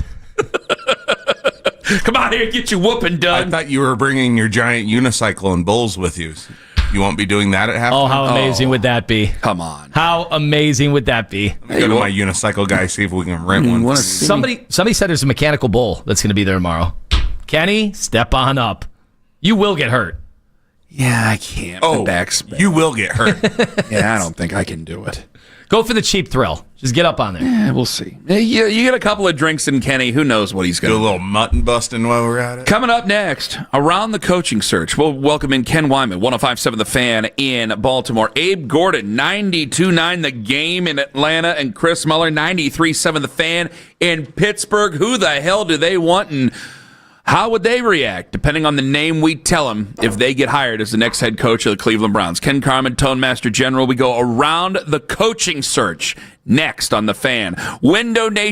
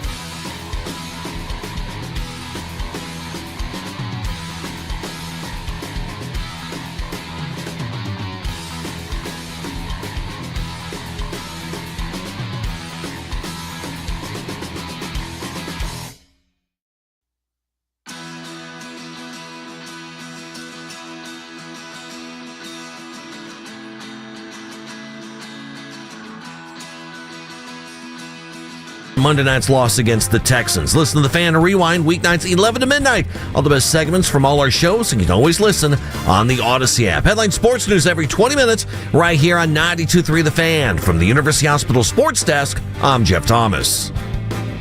Catch Afternoon Drive with Nick Wilson and Jonathan Peterlin live on YouTube each and every weekday from 2 to 7 p.m.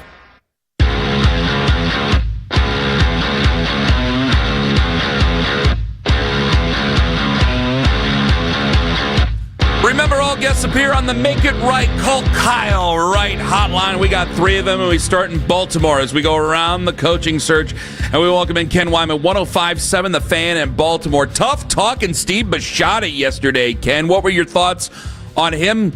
I mean, the answer where he just well, first off, he said, holy bleep, which we've had arguments about cuss words already throughout the media now. And then, Ken, the cold answer that Steve Bisciotti gave when they asked if Tyler Loop would have hit the field goal, if John Harbaugh would still be the head coach, and he takes the swallow and says 1 week. Cold-blooded, Ken.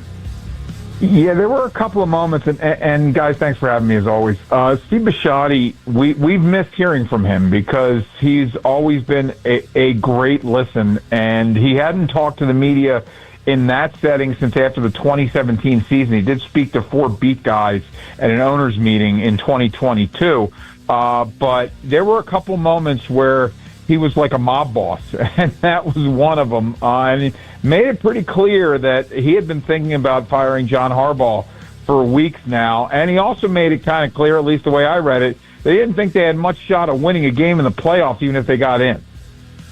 So I'm sure the initial shock is worn off. You move forward. Who do you want? Who do the Baltimore Ravens fans want?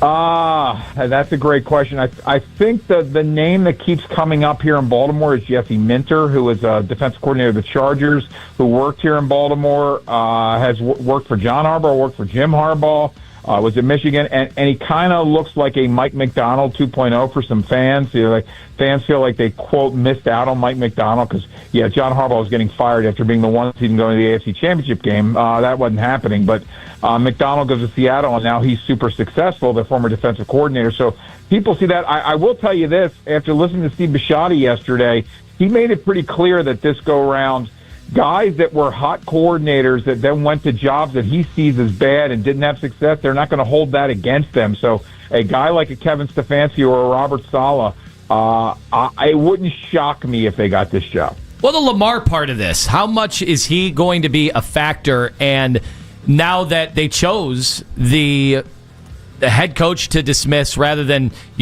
showcase Lamar for any kind of big trades that they could get a haul for, how much pressure now is on the quarterback?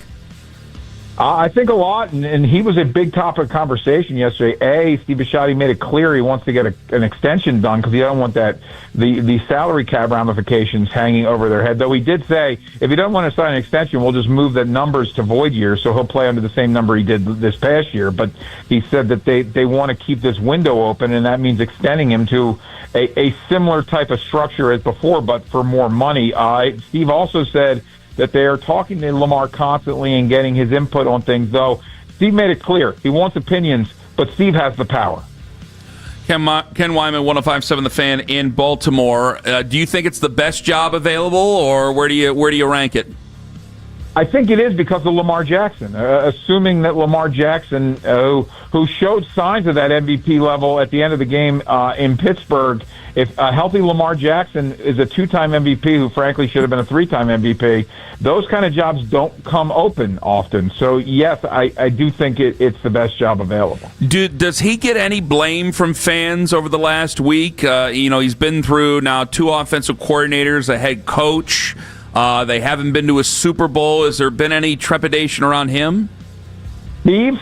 I think that Steve, the more comes to Eric, I think. Well, that Eric's roster building and the lack of trying to improve things this past offseason, I think has gotten some fans' ire. I don't know that it's gotten to Steve. There's some people, sure, but I don't think that fans in Moss are really pointing the finger at Steve, at least not yet. What would you do? How would you feel if the Browns hired Mike McDaniel as head coach? I don't think he's a head coach. I think he's a great offensive coordinator. That's all I needed. Thank you very much, Ken Wyman, 105.7 The Fan in Baltimore. We now go to Atlanta. Abe Gordon, who's been in the trenches in Atlanta, fighting for Kevin Stefanski to be the next head coach of the Atlanta Falcons. He's been going after it with all the callers and all the listeners because they want John Harbaugh. All right, Abe, why Kevin over John? I don't know if John Harbaugh's hungry anymore. Like, I'm going to be honest. And what it really boils down to, and I know this is like an excuse and a simple application to cover all. John Harbaugh had a situation where he was given, and I know we're talking more recently, one of the best quarterbacks in the NFL, and simply put, Kevin Stefanski was not. And yet still won Coach of the Year twice, still was able to go to the playoffs twice in what at the time was the best division in football, as you guys are well aware.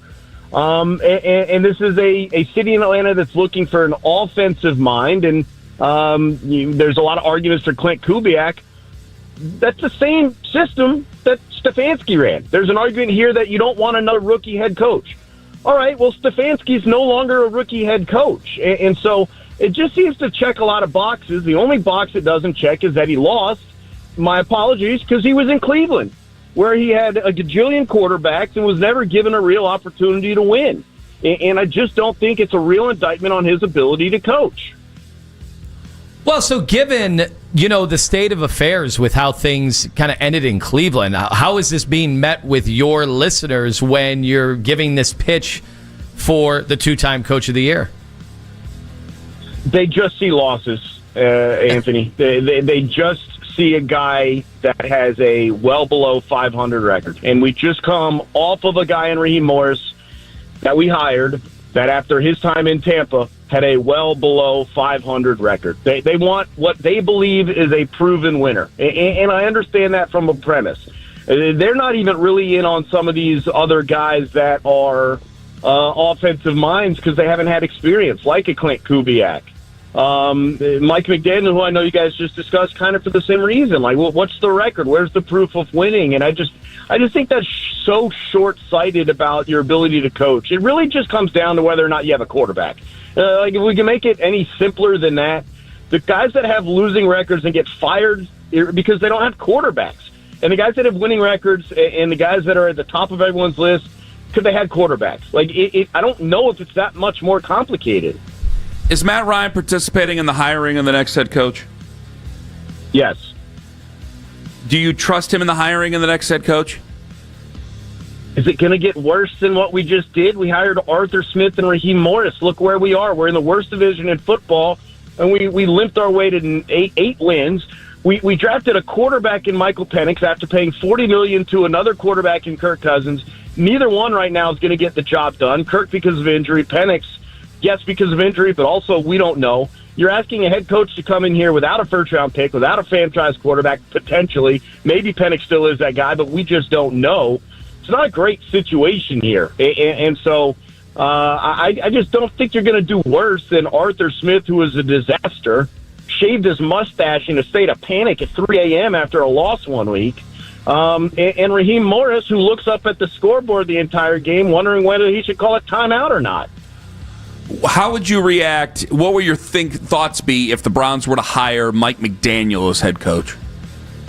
I actually like him. The question is, do you believe, and I'd like him here in Atlanta too if we can't get one of the others. The question is, do you believe he learned from what went wrong in Miami? Some coaches do. Raheem Morris recently here very clearly did not learn from what went wrong in Tampa. I think there are some concerns about what happened, and I have some concerns about Harbaugh along this as well. What happened in the locker room in Miami, right? Are those issues he can learn from and address? But I like him. I think he can win. Before a couple of guys went down last year, and I know the memory's so short, that team was scary last year. Not this past season, I get that. But last season, that Miami team was scary. A couple guys get hurt. Tua obviously never got back from that concussion status. And again, if you don't have the quarterback, you're just not going to win. I do think that Mike McDaniel is a guy that can win in this league. Abe Gordon, 92.9 The Game in Atlanta. We now go to Chris Muller, 93.7 The Fan in Pittsburgh. Your initial reaction to Mike Tomlin stepping down, Chris? shock because many of us in Pittsburgh thought that it would never happen. The only thing about it that I would say made sense based on what everyone had been hearing was that it was apparently Mike's decision. Now, we don't know what kind of machinations went on behind the scenes that might have contributed to that. We know the Rooneys are very much about appearances. They wouldn't want to look untoward by firing unceremoniously a guy who'd been on the job for 19 years. But my understanding is this really was a Mike decision, primarily, if not entirely. So just the fact that at 2:05 yesterday or 2:04 yesterday, I was preparing myself to talk for 4 hours about them getting detonated by like the ideal version of themselves, a Texans team that has a violent defense, a good enough quarterback, even though C.J. Stroud stunk in that game and everything else. I was getting ready to do all that, and the fact that the next 4 hours or whatever became, oh my God, this is actually happening. I mean, just shock was the reaction. Is this even a good job? I've seen some say it's one of the most interesting, best jobs because of the stable ownership situation and job security. But I kind of knocked some of that down earlier in the show. What say you? It depends on what your criteria is. I think if you are a young coach who wants to get 10 years, unless you are completely incompetent and somehow BS your way through the interview to get the job and then don't have any skills, in that case, you would probably get fired after 5, 6, 7 years. But you're going to get 10 years on the job here, I think, as a bare minimum. The last three coaches have been 19, 15, and 23. Yeah, they all won Super Bowls, though. Chris, what do you think they're going to do next year? Like I said, I wouldn't be shocked if they went 5-12 next year. That wouldn't be a bad thing if it got them very close to position to maybe use an extra first-round pick and, I don't know, draft Arch Manning. I mean, here's why I think it's a good job. The ownership is patient. And I think with Tomlin stepping down, the fact that in Art Rooney II's statement, he mentioned 19 straight seasons without a losing season, there's like a tacit understanding that this thing has to get blown up and kind of be in a start over again position. Now, Mike took over a team from Bill Cowher that was primed to win right away, and he won a Super Bowl in his second year and got back to another one 2 years later and almost won that. Bill Cowher took over a team that was more in transition, but new voice, right time. We know what kind of success he had, especially in his first several seasons. I think what makes it a good job is the fact that ownership, even though Danny Rooney, Art II's son, I think is going to take over at some point, and it's a mystery as to how he'll run that team whenever that does happen, Tone. I think ownership, just as a rule, is going to be patient. And then this is the other thing. I think there might be a more clear-eyed expectation of what has to happen here, and I'm hoping that whatever coach takes the job is also given, because we know the Rooneys weren't shy about paying Mike Tomlin a healthy salary. I hope whatever coach takes the job tries to get that allocated to a more robust coaching tree, because one of the big hopes I have for this is that the Steelers aren't just going to hire a coach who surrounds himself with guys that he's comfortable with, that they try to hire somebody who wants to have people come off that tree as branches and get their own jobs elsewhere. Who do you want? Man, it's a weighty question, just because I think most of us have been so tired of the Steelers, really just tired of it's a defensive coach, it's a defensive guy, they try to win with defense and be good enough on offense. There's not really an offensive coach out there that's a young up-and-comer who hasn't had a job yet that I can kind of see as being a fit. Here, I'll give you a name that I think is going to get the job and a name I think they should at least interview. All right. I think Chris Shula is going to get the job. I think Chris Shula is going to be their guy, because I do think they care about, like, he's from a famous coaching family. There was the Albert Breer story where they talked about how if they need to do this, they're keeping an eye on Chris Shula. That doesn't feel like an accident that got out there now. I don't mind that, because it's the McVay tree. And he's a defensive guy, obviously. But if you're on the McVay tree, presumably you know some of Sean's offensive coaches that McVay would probably say, oh, yeah, here, you want to start off on the right foot? You might want to look at this guy and this guy to run your pass game or whatever. So I think he's going to get the job. Here's somebody I'd like to see them at least kick around, because he's got an assistant head coach title right now. I think Antoine Randall's interesting. No BS guy, respected by the players, came with Ben Johnson to Chicago, has been there, has been Detroit. And when you see a guy who's a position coach but who has that assistant head coach title given to him like he does right now, I think that suggests that the people around him think that he's built for that kind of job. So that's at least one name, guys, that I would like to see them kick the tires on. 10 seconds. What would you think if the Browns hired Mike McDaniel as head coach?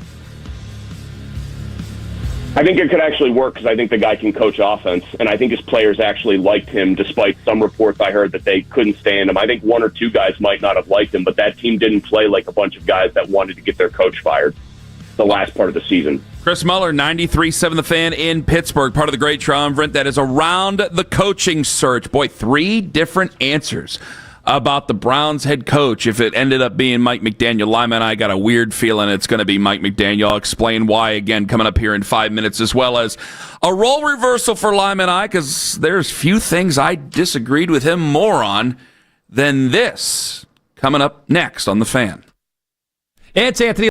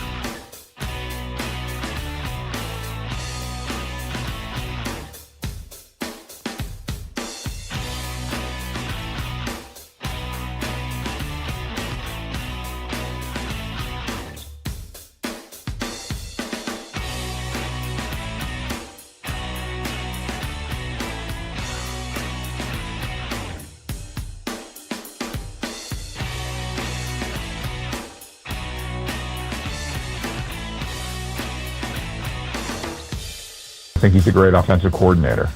The question is, do you believe he learned from what went wrong in Miami? That team was scary last year. Not this past season, I get that. But last season, that Miami team was scary. A couple guys get hurt. Tua obviously never got back from that concussion status.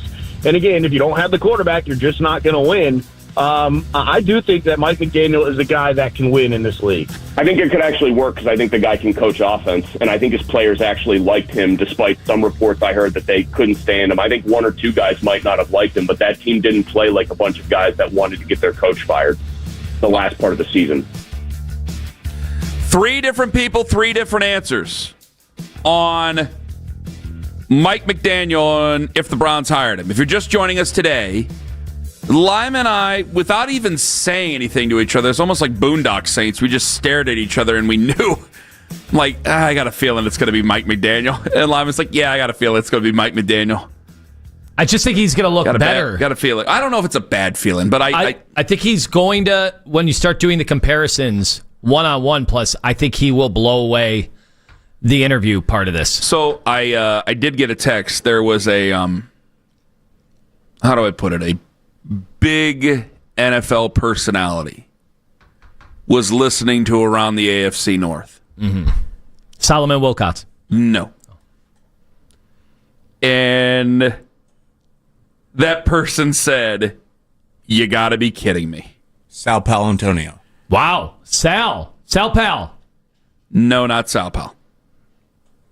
I would just deny it anyway, whoever it is. So that isn't going to work with me. Said teams were the softest in the NFL. Oh, Ron Jaworski, come on. It's right, guys. I'm reading this. It's right. It wasn't Ron Jaworski. Mm-hmm. John Clayton? I used to love his breakdowns. R.I.P. He put the safety back on, for the love of God.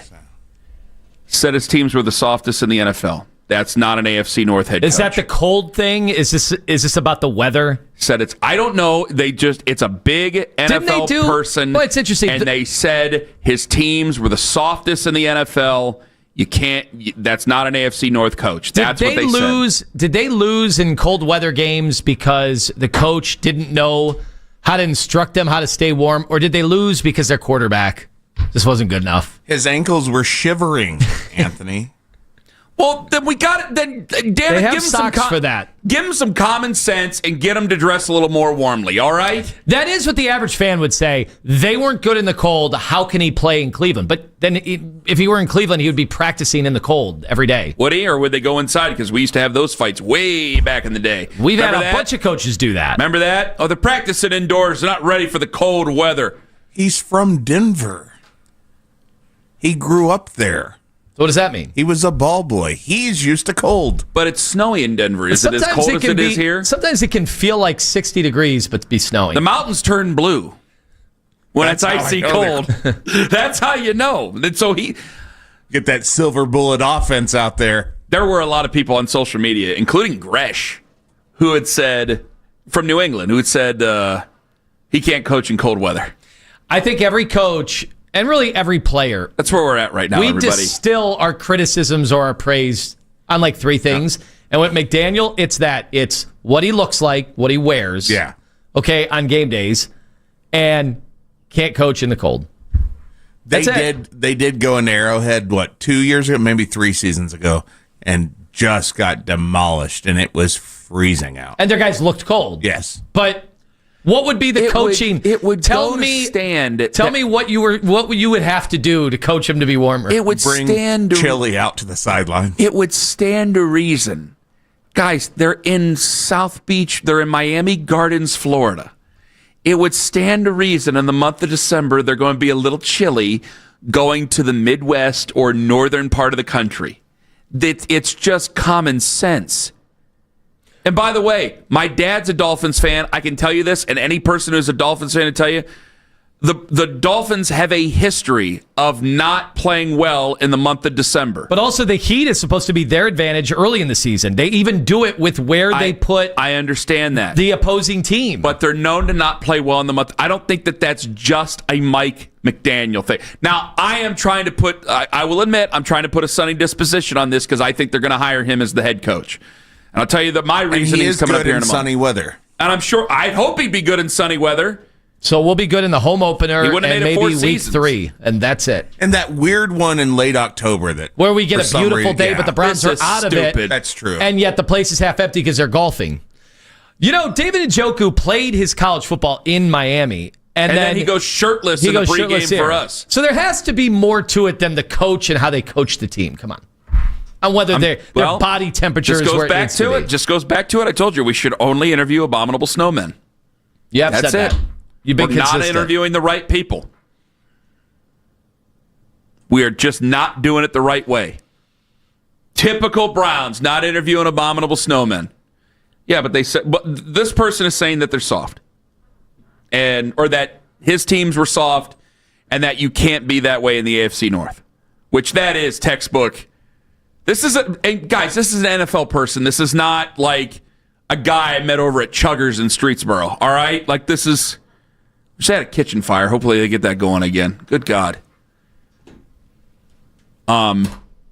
This isn't like a person at the end of the bar. I'm just letting you know. Is it Fireman Ed? No, That's an NFL person. Get out of here. Almost gave you the finger on YouTube. How would he do in the cold? Fireman Ed? Mm-hmm. Did he retire again from being a fan? How do you retire from being a fan again is beyond me. But did he retire again? Because he put off the Hall of Fame enshrinement 5 years? Who knows? I don't know. Well, it's the health insurance, guys. Mm-hmm. So the reasons I think it's going to be Mike McDaniel, and this is why I just flatly disagree with you, and I can't believe it is. And I'm not trying to be Mr. Football Guy here. I just can't believe that you think that these jobs are really comparable in terms of Browns Steelers. This is a weird role reversal for me. I thought usually at the outset of this, and I'm not doing this just as a gag on the show, guys. I got to believe this, is you have security. If you're a head coach, you have security of your vision, of you being able to attain your vision as a head coach. Because you get into the business not for the money, you get into the business for the glory, then the money comes with it. And so you have a vision of what you want to do. And you want to add your name to the pantheon of the 3 great coaches that they have, especially the first great coach that they have, which I didn't realize had they beat the Browns that day, Mike Tomlin would have the franchise record. He would have beaten Chuck Noll out for the franchise record, which is incredible. So we kept him out of the history books. Kept him out. But you have this franchise that you know that the owners, and people think that the best teams are where the owners just go away. People think that this is the weird thing about the Rooneys, is that they send their kids, they start out, if they want to be involved in the team, they got to do the scouting, they got to do all the work, they make them do all these things. The stories are legendary about Art Rooney and the sending his kids on the car rides and things like that with their scouts back in the day. You have to be involved in it. They're just a very patient group. That's what they are. And I think they do let their people work, but I also think that they want to be kept on everything of what their family business is with their football team. Okay. It's a better job because the roster is not that much better than the Browns. I will agree with you on that, but you have time, and you're not going to be sitting there looking over your shoulder wondering about whether or not you're going to get fired, having to answer every Monday morning to things that you do with not just the Browns, but a bunch of other franchises. How do we know that this next coach who could, right now, I think they are put behind the 8 ball. I think they could be bad next year. How do we know that they're going to have time? I understand the other coaches won immediately. Because this coach, I can tell you right now, this coach is not going to win immediately. It's the Steelers, and I think that they understand what they're looking at. Mike Tomlin, I guarantee you, I don't think that this just happened. It would surprise me if this just happened on a whim. I guarantee you, I told you, good coaches, some of them, they know when they're ready to walk away. Now, some stay at the fair too long. Bill Belichick stayed at the fair too long. Pete Carroll stayed at the fair too long. But a guy like Mike Tomlin, I told you about this with high school guys and college guys. They see what's coming, and they've been around for 20 years. They've been around for 15 years, and they go, it's time to go. It's time for me to walk away and let somebody else deal with this. And you look at their future, I agree with you. I think that they're set to win 5 games next year, 6 games next year, something like that. I think Mike Tomlin knows that, and I think that the Pittsburgh Steelers ownership knows that. And so they're going to be pretty understanding about who the next head coach is. And that's not the type of thing that you get, because you could look at the Browns and go, I think the Browns are going to win 5 or 6 games next year. Are fans going to be, is the ownership going to be understanding of that? Are we really going to be understanding? Because if they win 5 or 6 games next year, guess who goes next year? And if that person goes next year, then guess what we're getting ready to do all over again? So that's already an advantage. It's a better job. Our job looked worse yesterday afternoon at 2:05 p.m. It's just the plain and simple facts. I'm a Browns fan. I want what's best for the Browns. I want them to win. You know that. But I think you're lying to yourself, Anthony. Will you revisit that if the Browns have more wins next year than the Steelers? As far as what? If it's a better job? Was this really the better job? Because I think the Browns are, I actually think this is crazy that they've been so bad the last 2 years. I'm setting myself up to be the biggest heel in Cleveland history. I think you're setting me up to be the biggest bastard ever. I think the Browns, with better coaching and any sliver of better quarterback play, with the schedule that they have for next year, which now, if you add it up, I think 8 of the 17 games will be against new head coaches. In their spot? 8 of the 17 teams are in transition that you're going up against this year, and already you have on paper one of the easiest schedules in the league. I think it could be plug and play where the next Browns head coach with a little bit better quarterback play, better special teams play, will be able to win 8 games as a starter. As a starter, they could come in and win 8 games. Pittsburgh? I don't think that's the case. If you're just joining us, you're going to think you're in Bizarro World. I do not believe that this is a better job than the Pittsburgh Steelers. Lima does. 216-474-0092. Do you agree with Anthony that the Browns job is a better job than the Steelers? I'm going to tell you again why you're flat wrong coming up in 5 on the Fan. XTENDAV.com. You'll never be wrong when you go to Broadview Heights and see their design and experience center and see what they're made of and see what all the fuss is and how we've had these incredible enhancements to our entertainment setups. Canada's compound, me with the 2 different rooms, 2 different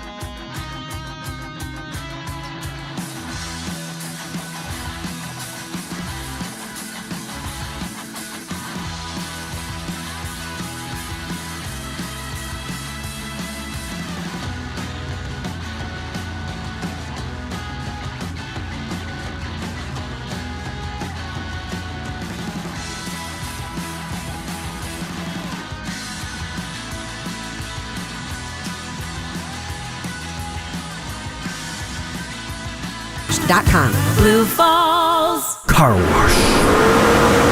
Whenever you need to talk about the Browns, we got you covered. We are Sports Radio 92.3 The Fan.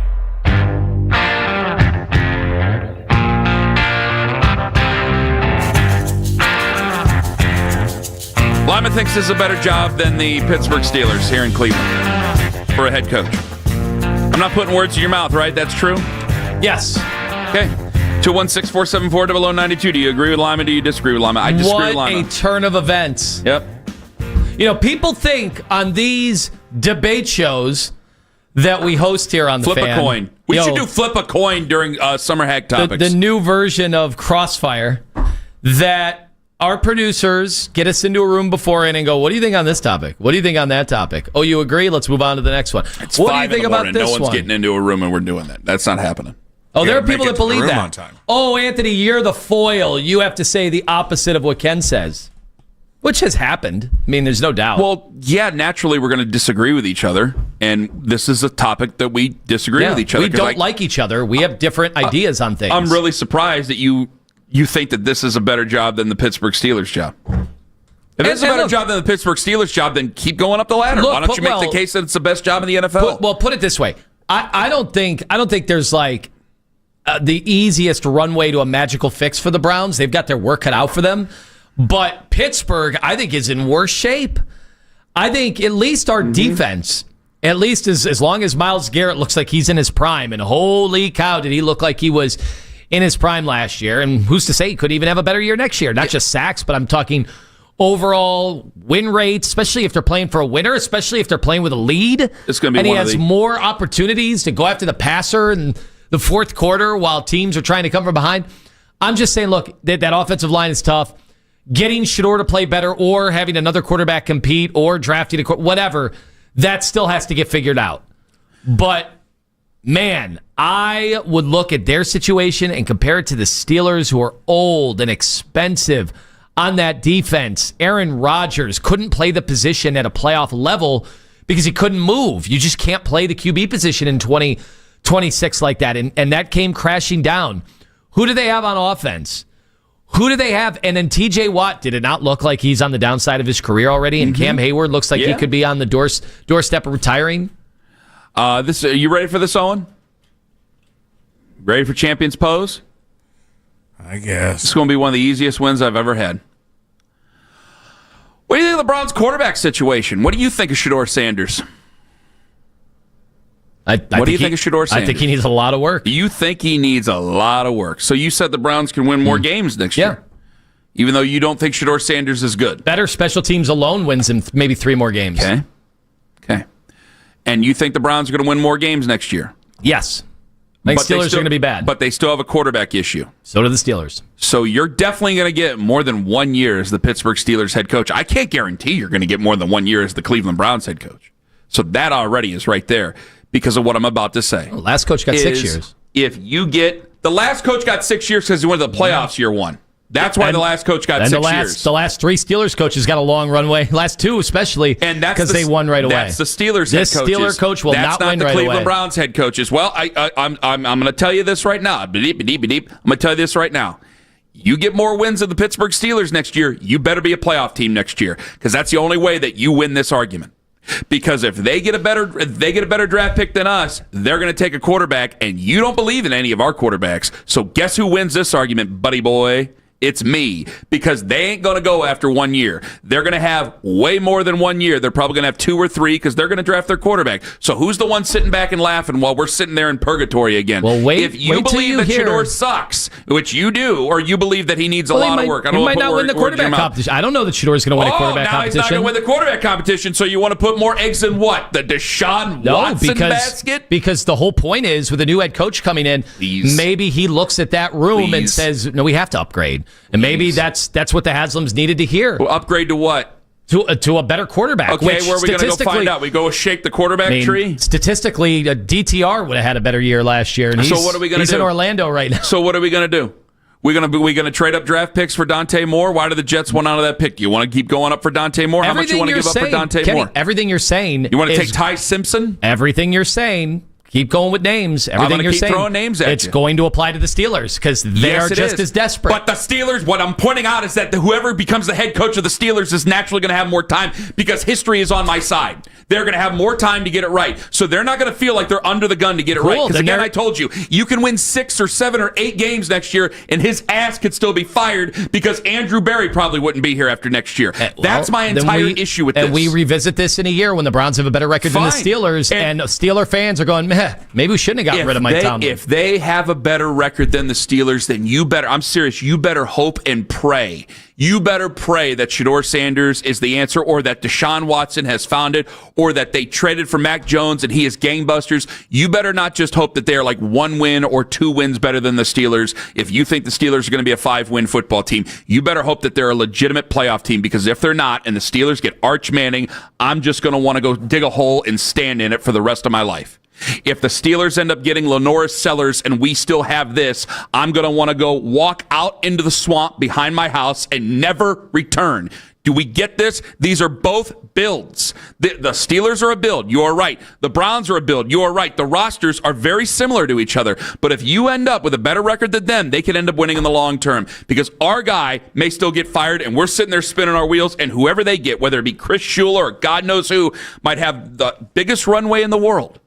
The biggest runway in the world. I don't think you're seeing the forest for the trees here. Is that neither of these, I think, are playoff teams next season. Neither of them. The only team the Ravens are the only team that are replacing a coach to go to the playoffs next year. That's it. Neither of these are playoff teams next season. And if you end up just going to a 6-win team next year, and they're a 5-win team or a 4-win team, well, then you're going to have more hell over it than a little bit, and we will all pay the fiddler in 2027 and 2028 and the great beyond for years and years and years and years and years. Only telling you the truth, brother. Let me get to Paul in Canton. He's next up on the Fan. Paul, good morning. Hey, good evening, guys. Good morning, rather. How you guys doing? Good. Hi. Well, hey, I was reaching out to you guys. I think I want to elevate. I would elevate Schwartz because Tomlin looks like, he quit. So then there's that contract thing. Rather, the Steelers even let him talk. But I am a Ravens hater. I hate the Ravens. I have family members who are Baltimore fans, and I hate them for it. But for me, so nothing would make me happier than to get Harbaugh to, a hometown guy. He brings credibility, confidence, all of those things, and just beat the brakes off the Ravens twice a year. But I think just from an honest, look, I think time is, the game is passing by. We beat the Steelers 13-6, and it wasn't a fluke. The Ravens lost, dropping 24 points. Their quarterback got them the lead twice in 3 minutes. And what failed him is the 2 phases of the game that's supposed to be good for him, which is special teams and defense. And they had failed him multiple times that game, and including that kick out of bounds. But it's a microcosm. He wouldn't have had that job if Lamar Jackson hadn't saved his job his rookie year. And then you look and you say, wow, why does this guy got to keep having his job saved? Why did he keep blowing all these leads? And so if the quarterback ain't coming with him, it just seems that all fair points. But would you pick any one of these coaches over John Harbaugh then? Yeah, I would take Harbaugh. I'm a Cleveland Browns fan, so I would take Harbaugh. But understood. Like it looks. I'm old enough to see the game passed by Ditka, Joe Gibbs, Parcells, Belichick, even Walsh, and he has an over-reliance on bad coordinators. He's over loyal to them. Who does that sound like? Listen, I agree with you on all, but I really don't agree with you on Bill Walsh. I think that final year at Stanford was as good as it's going to get for a place like that when he was taking it over. Either way, it's still, this is the time of year. I can't go back, and Paul, thank you for the call. I thought it was a great one. I can't go back and pick and choose other coaches in history. I can only go from this year. And if John Harbaugh was able to get into a room, the whole thing is you make John Harbaugh stay until he can sign some. I'm not talking about taking him hostage like DeAndre Jordan, for crying out loud, but you make him an offer that he absolutely cannot turn down. 216-474-0092. There's a lot of people who agree and disagree on either side of this. This is fantastic. All right, I'm going to get to some of you guys. We got Rob Summers, Cleveland State men's basketball coach, coming up in just over 25 minutes. He's going to join us at around 9:21. I'm going to get to you guys. And speaking of John, would it be better for John Harbaugh just to say thanks but no thanks, or nothing at all? Ken Carman, Anthony Lima, live on the Fan. Anthony Lima.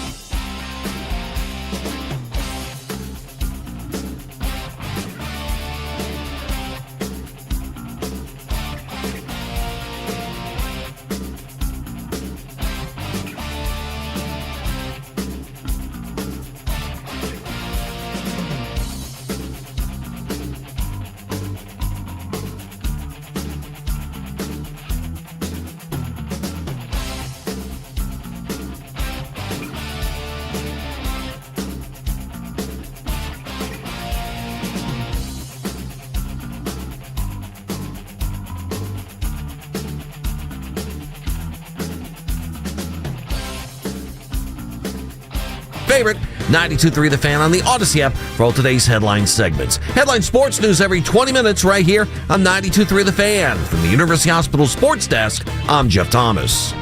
When you want the latest on the Cavs, we're the station you turn to first. 92.3 The Fan is Cleveland's home for breaking sports news. Your teams, your station.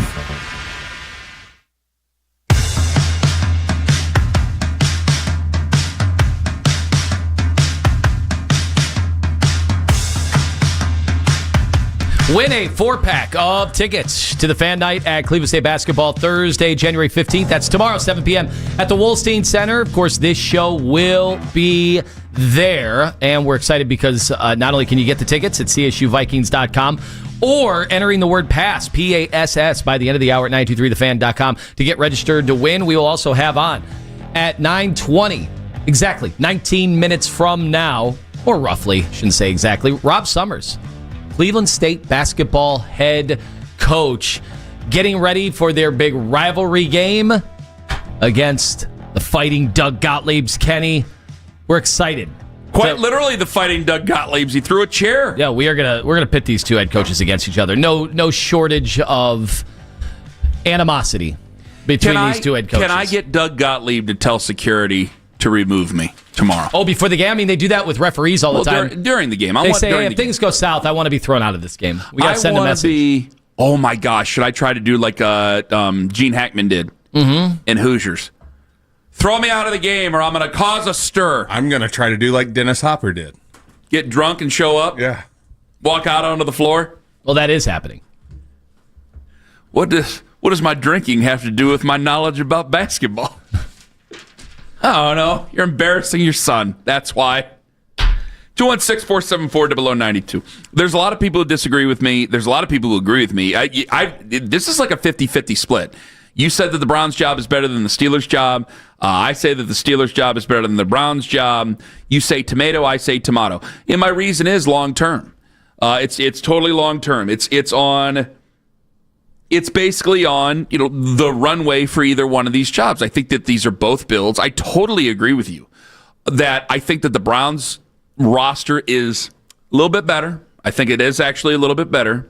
I think they had a better quarterback situation. I mean, you have a Hall of Famer that even if he defaults to his baseline, it's still a bigger baseline than what you had this entire year, right? Let's be honest. So that propelled it a little bit. I do think that some of the special teams gaffes that you had cost you so much and cost you having a similar record with the Pittsburgh Steelers. And that's why guys are gone. But I think that both of these are builds. And I look at the history of one team, what they have in front of them, and if we have more wins next year than the Steelers, I'll just say one more thing. I'm going to get to the phone call here in a second. If we have more wins than the Pittsburgh Steelers, we better have a lot more wins than the Pittsburgh Steelers. Because if they're a 4-win or 5-win team and we're just a 6-win team, I cringe at what is possibly going to happen. Because you're not going to if you only win 6 games next year, you are not going to feel good about these rookies anymore. You're not going to feel good about this situation. You'll feel good about some of them, even if they're young, but you're going to want change again. And if they make change again, that means the general manager's going, and then that might mean that the head coach has to go, that there's more massive change coming. I want to build. I don't want to just reset again next year, because that's what I think the Steelers will do. Whoever comes in, that guy's going to get, unless he is just a public embarrassment and does things that are outside of football, he's going to get 4 years.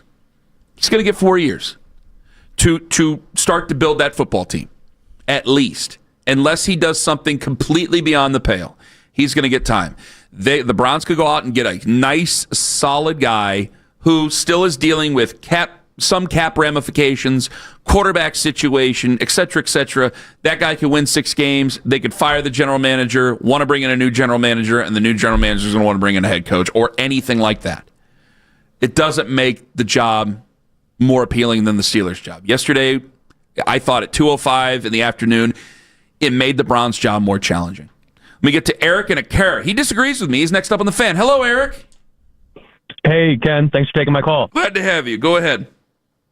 Ken, I think you're just looking at it in the wrong light. I mean, the Steelers have hired 3 consecutive Hall of Fame coaches. This is a franchise that has tormented the Cleveland Browns for a long time. Granted, the last couple of years we've been able to beat them once a year.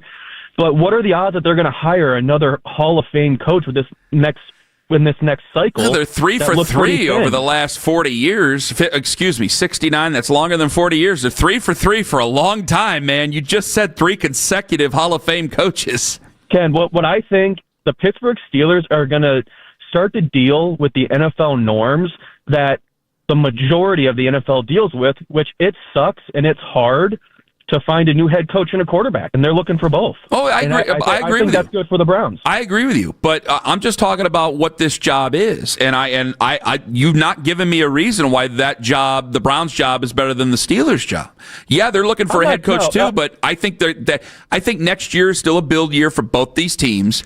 And if you have a better record than the Steelers, and you better be a playoff team, and we better have our answer, or what we think is going to be our answer, because I think they'll turn right around and stick it to us over the next decade plus if they end up getting a better quarterback out of this entire deal, because that head coach is going to be able to stay. I can't say the same about my own team.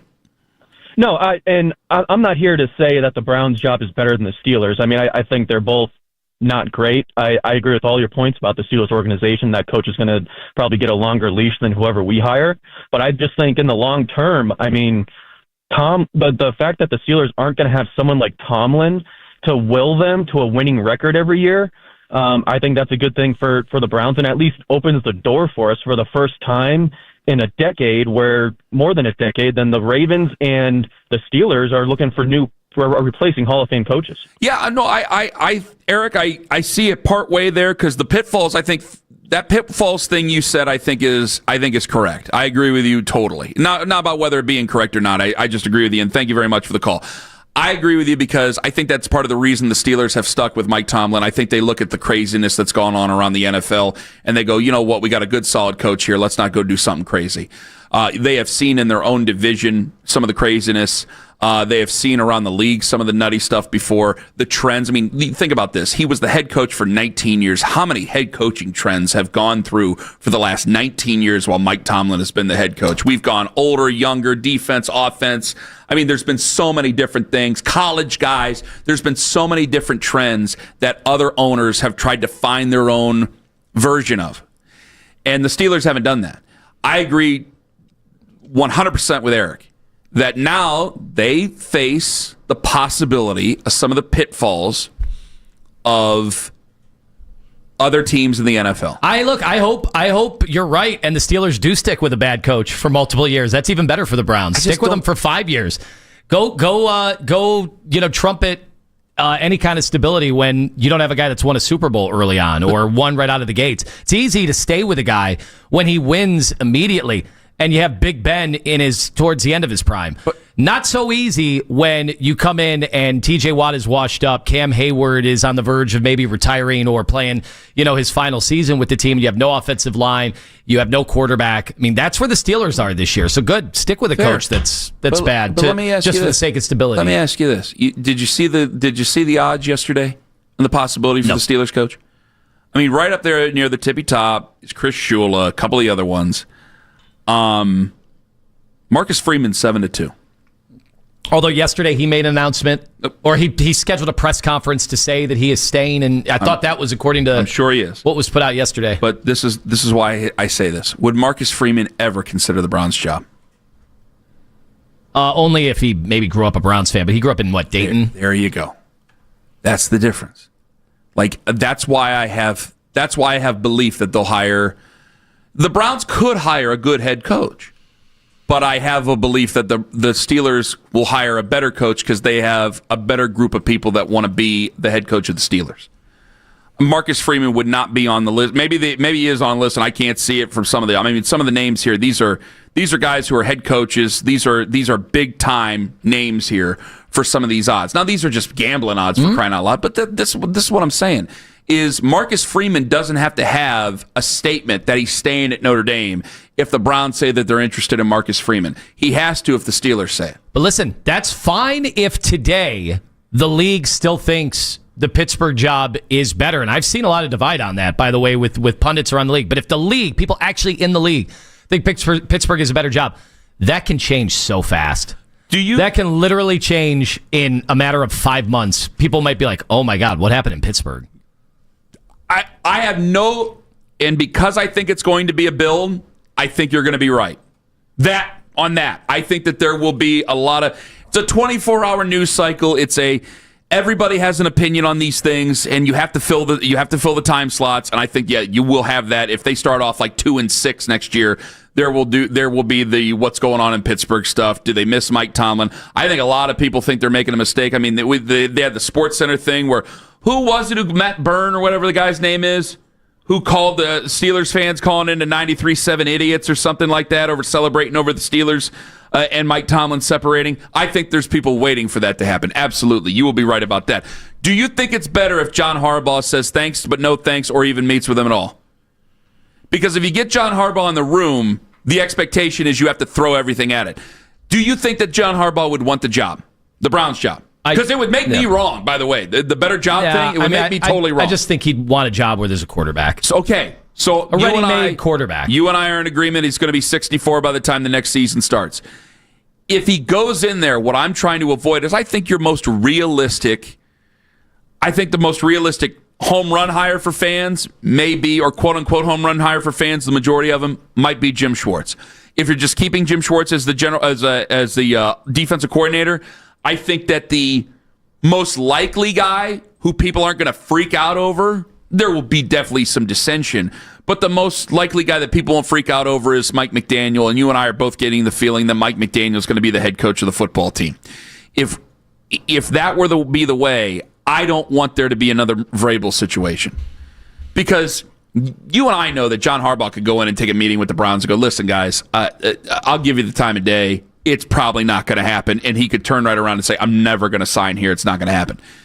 But when Vrabel was here, they had a chance to bring Vrabel in. They didn't bring Vrabel in. And when you and I have both said repeatedly, he wasn't going to stay. He wasn't going to be the head coach here. It wasn't going to happen. You and I have said that repeatedly, and we have it on good authority. I don't want that to happen with John Harbaugh.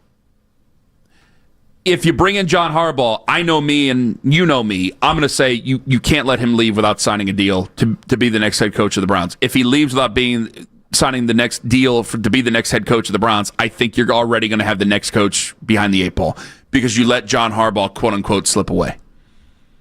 Well, it doesn't even look like he's giving you the time of day, honestly. Exactly. So it might be better if he doesn't even give you the time of day. I would love to pick his brain. I would love to bring him in, of course, and have Jimmy talk to him privately and go, what are you saying? These guys have such strong opinions about everybody in the league. And he's 63 years old, so he's seen so many different things. I would love to be able to pick his brain, even if he wasn't involved.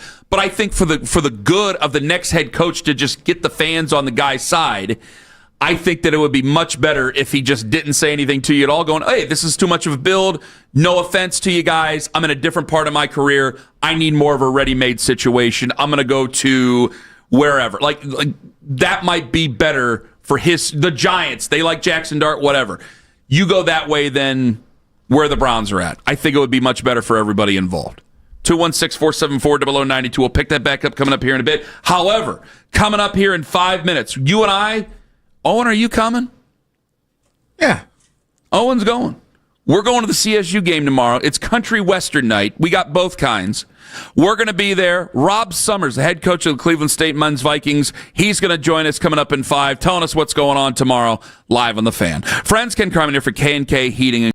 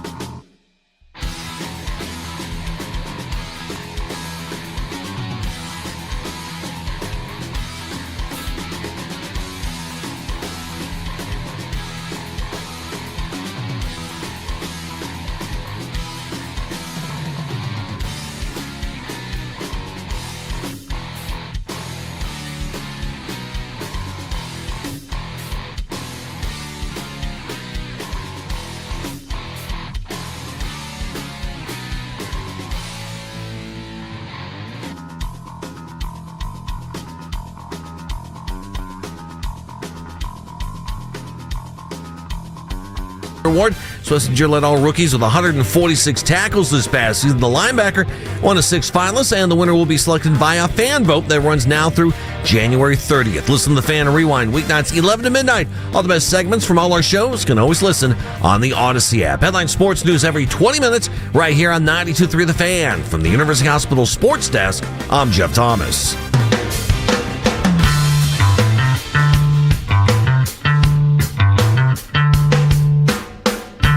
Tomorrow night, Tone, you and I don't know what we're going to be doing. I better not have to do a lot of physical stuff. I think they scratched pig or horse. Pig? From the... Oh, you're going to have me play pig? I would have loved that. That would have been fun. Make it, take it, win by 2. It's amazing. We were going to play Morbidly Obese at halftime, and... You gotta listen to you, lad. You give me the fake chuckle. You gotta ask Coach. Every player, anybody who's ever had basketball has like 2 or 3 go-tos to try to win a game of pig or a game of horse. Really? But his is unfair because he's tall. Well, so I feel like he could cheat. Well, let's welcome in Rob Summers. He's the head coach of the CSU men's Vikings, as we will be at their game tomorrow against the Fightin' Doug Gottliebs, the UW Green Bay. He is on the Make It Right, Call Kyle Wright hotline. Hello, Coach Rob. Hey, Buzz. How you doing? We're doing well. Tomorrow, well, first off, can you give us a thought of how your season has gone so far in the transitional period with NIL and all the other stuff? Let's start with that. It's been a blast. Like I said before, man, it's like still surreal. You know, I always say I wouldn't trade my place with anybody in the country. So excited about our growth. Obviously, with 15 new guys, we have those growing pains with what's going on. And with this NIL era, you know, I think you can turn road programs around fast as fast as you can because guys are jumping in and out.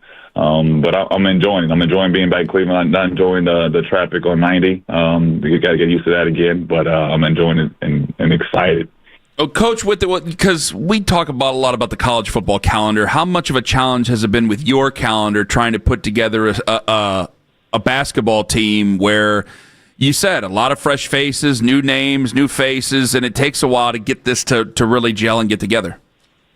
It's challenging, but that's the landscape that we're in. I mean, I think you got to adjust. Like, you know, you can't be caught with that blockbuster car when Netflix is out, and you have to understand the game has changed, and you know you're going to see some new faces, and hopefully you can retain a couple guys here and be able to continue to build those things. But you look at what Gottlieb's done at Green Bay. He kept a couple guys up from last year, and didn't have a great year last year, and they're playing good basketball now. So definitely different. It's changed since 2006 when I was playing. You know, obviously, the NBA, it seems like the sport has completely transformed overnight. Has that happened in college anywhere near that extent? Obviously, there seems to be so much more skill than I remember 20, 30 years ago in the sport. Do you agree with that? And where do you think this is all heading? Yeah. Now it's a lot more skill. The game has changed so much because guys are getting older. Guys are staying in college a lot longer too. You used to have those one and done guys, and now guys are like, well, I can make more, staying in college and getting NIL than I can, maybe going overseas or getting a chance in the G League and those things. And, you look at guys that are trying to bring in these mid-year transfers and you got guys that have gotten drafted to the NBA and, they maybe got stashed overseas and they played a couple years of pro basketball. So, it's kind of weird when you look on Twitter and you see, is that real or is that fake? But some of these things are real and you got to be able to adjust. I'm glad you brought that up, Coach. Your thoughts on the mid-season transfers? I think it's wild. I was a Division II coach, so I was used to like the mid-year transfers. That's kind of when you're a smaller level school, you can kind of bring those guys in and kind of been sitting out for a couple of years. They had a 2-year non-participant rule where you can just have guys who sit out for 2 years and he could be 30 years old and come back and play. So D2, you saw it a lot. Now with the mid-year transfers at Division I level, and guys playing right away, it's not even just mid-year transfers where you come in and they redshirt. This mid-year transfers, and the big kid comes in for Baylor and plays right away. So it's something that again you're not used to it, but it's something that's happening, and you just got to prepare yourself and keep that open roster spot just in case you have an injury or something like that happens throughout the year. Cleveland State basketball head coach Rob Summers joining us on the hotline. So when we show up tomorrow, we're going to be a rowdy bunch. We've got our listeners. They're excited. You got some going to be decked out in country western gear. Tell us something, if they haven't seen your team yet, something that will jump off the screen immediately, something that will become obvious when we get a chance to see your kids up close and personal. Well, we shoot a ton of threes, so I don't want anybody to be shocked by that because we do shoot a lot of threes. But we're number one in the Rise League in percentages, so we do a great job with that. Trey Beard is, I think, top 25 in the country from a three-point shooting standpoint. So we're a fast-paced team that shoots a lot of threes. We're struggling to rebound the ball right now. So if there's if you guys have rebounder, I might put you guys in a jersey. So get just send your sizes over, what number you guys want. If you can rebound it, we'll take you over here ASAP. We'll get a big transfer from one of you guys, so you guys can come do that for us. But we're excited to bring the basketball. I think that people will really enjoy how hard our guys play and how intense their mindsets are. I'm kind of like Escalade from the N1 mixtape. Oh, hey, Escalade. That was one of my favorites. I wasn't as heavy, but man, he nimble feet, dancing bear out there. R.I.P. Escalade. Tone, go ahead. All right, so I think a lot of coaches are trying to pick this up in real time, what their overall philosophy is going to be on bringing in new players. So, and I've talked to some coaches who have totally pivoted like 1 year in. So you've got, I think, a handful of Ohio kids on the team. You got a Cleveland, you got a Canton. But going forward, do you think that it is going to have to be a mix between, I know you got some European flavor as well, but do you think more harping on the transfers, or do you think it's going to be more recruiting the best players you can out of high school while the other college teams kind of ignore the high school recruiting, or what is going to be the formula here? I think you have to mix a little bit of both. You got to have, you got to have some younger guys, especially local guys that can kind of develop in your program. But in this day and age, you can't win with freshmen. If you have a bunch of freshmen out there, it's just tough to win.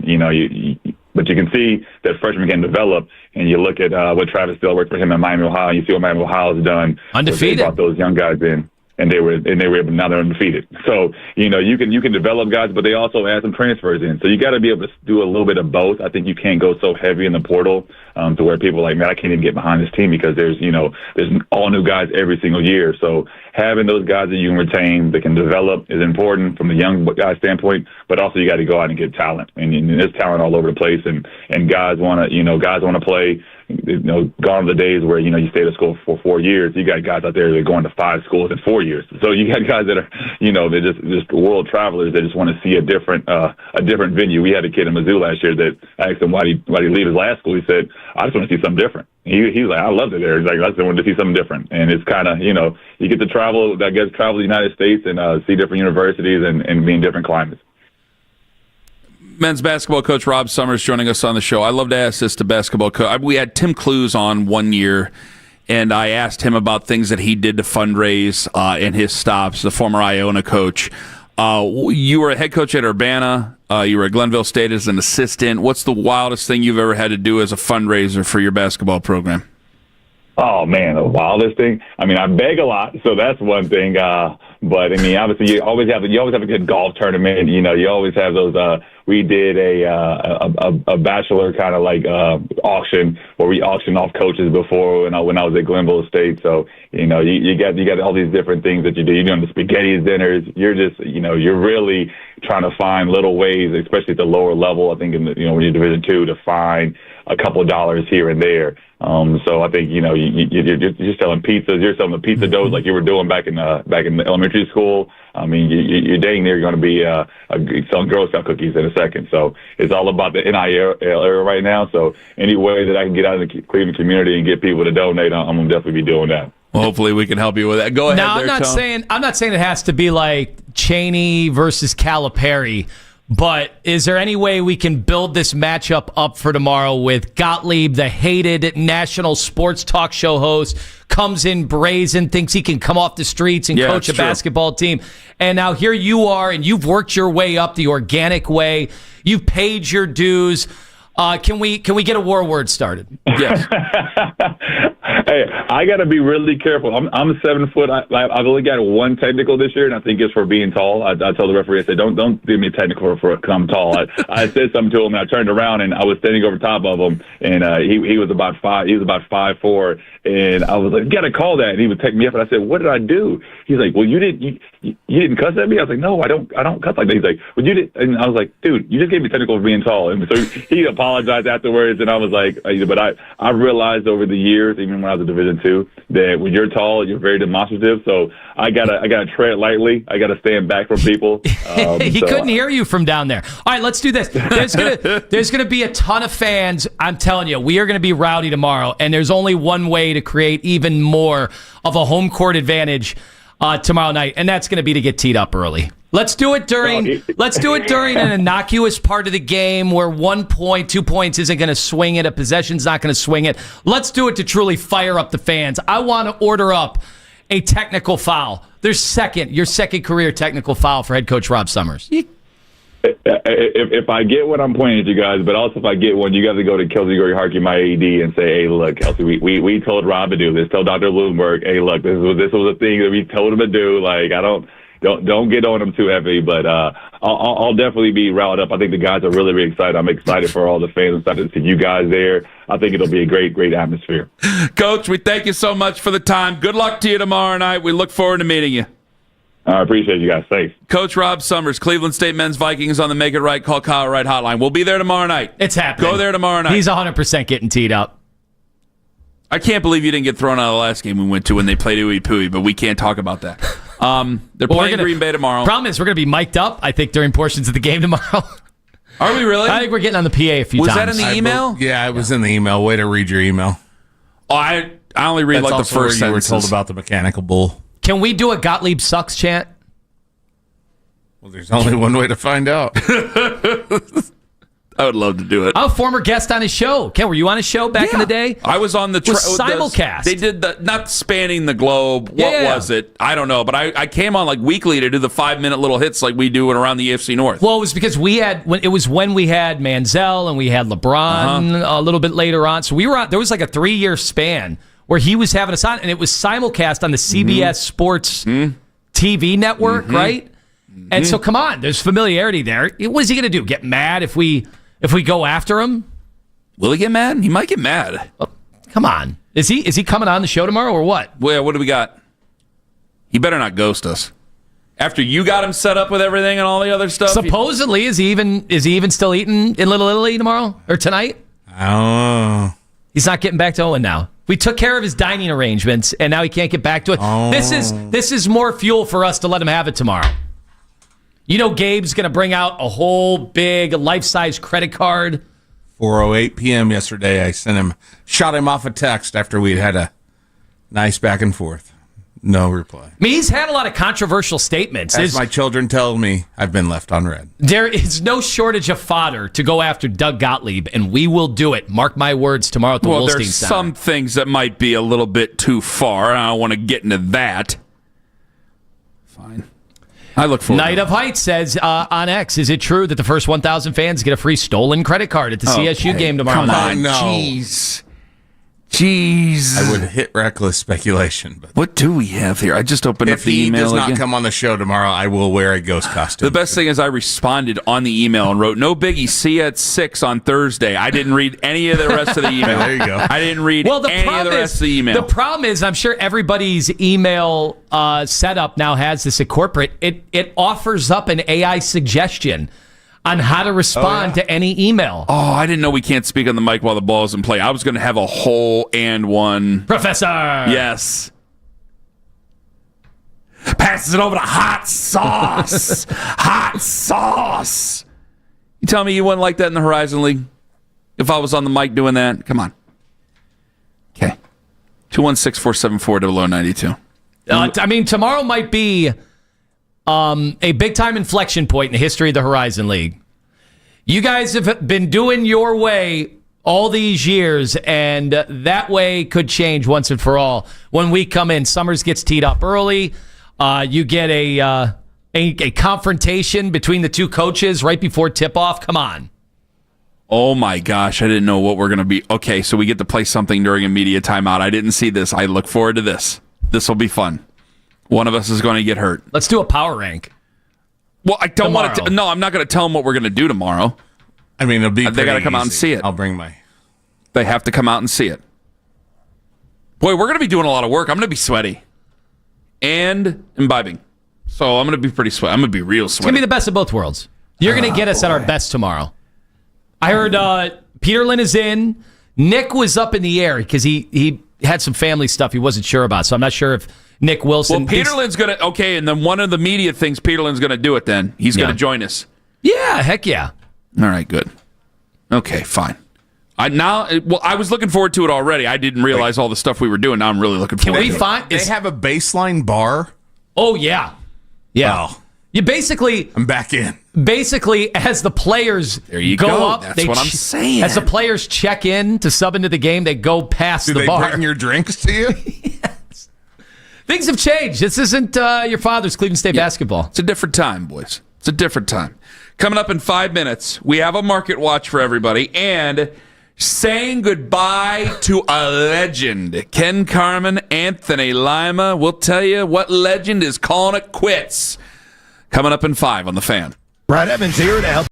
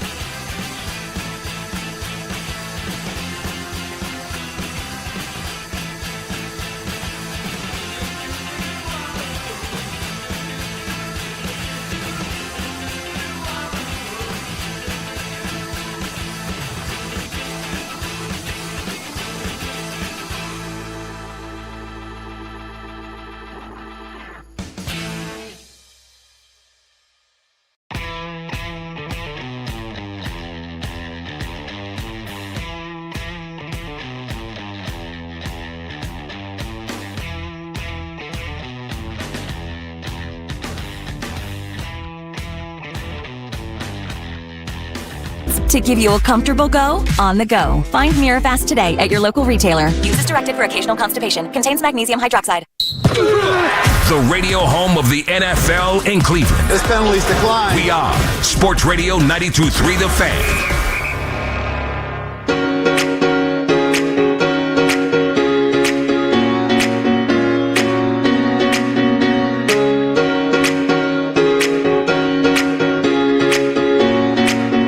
Might be time for a market watch coming up. And I'm not talking about the CSU game.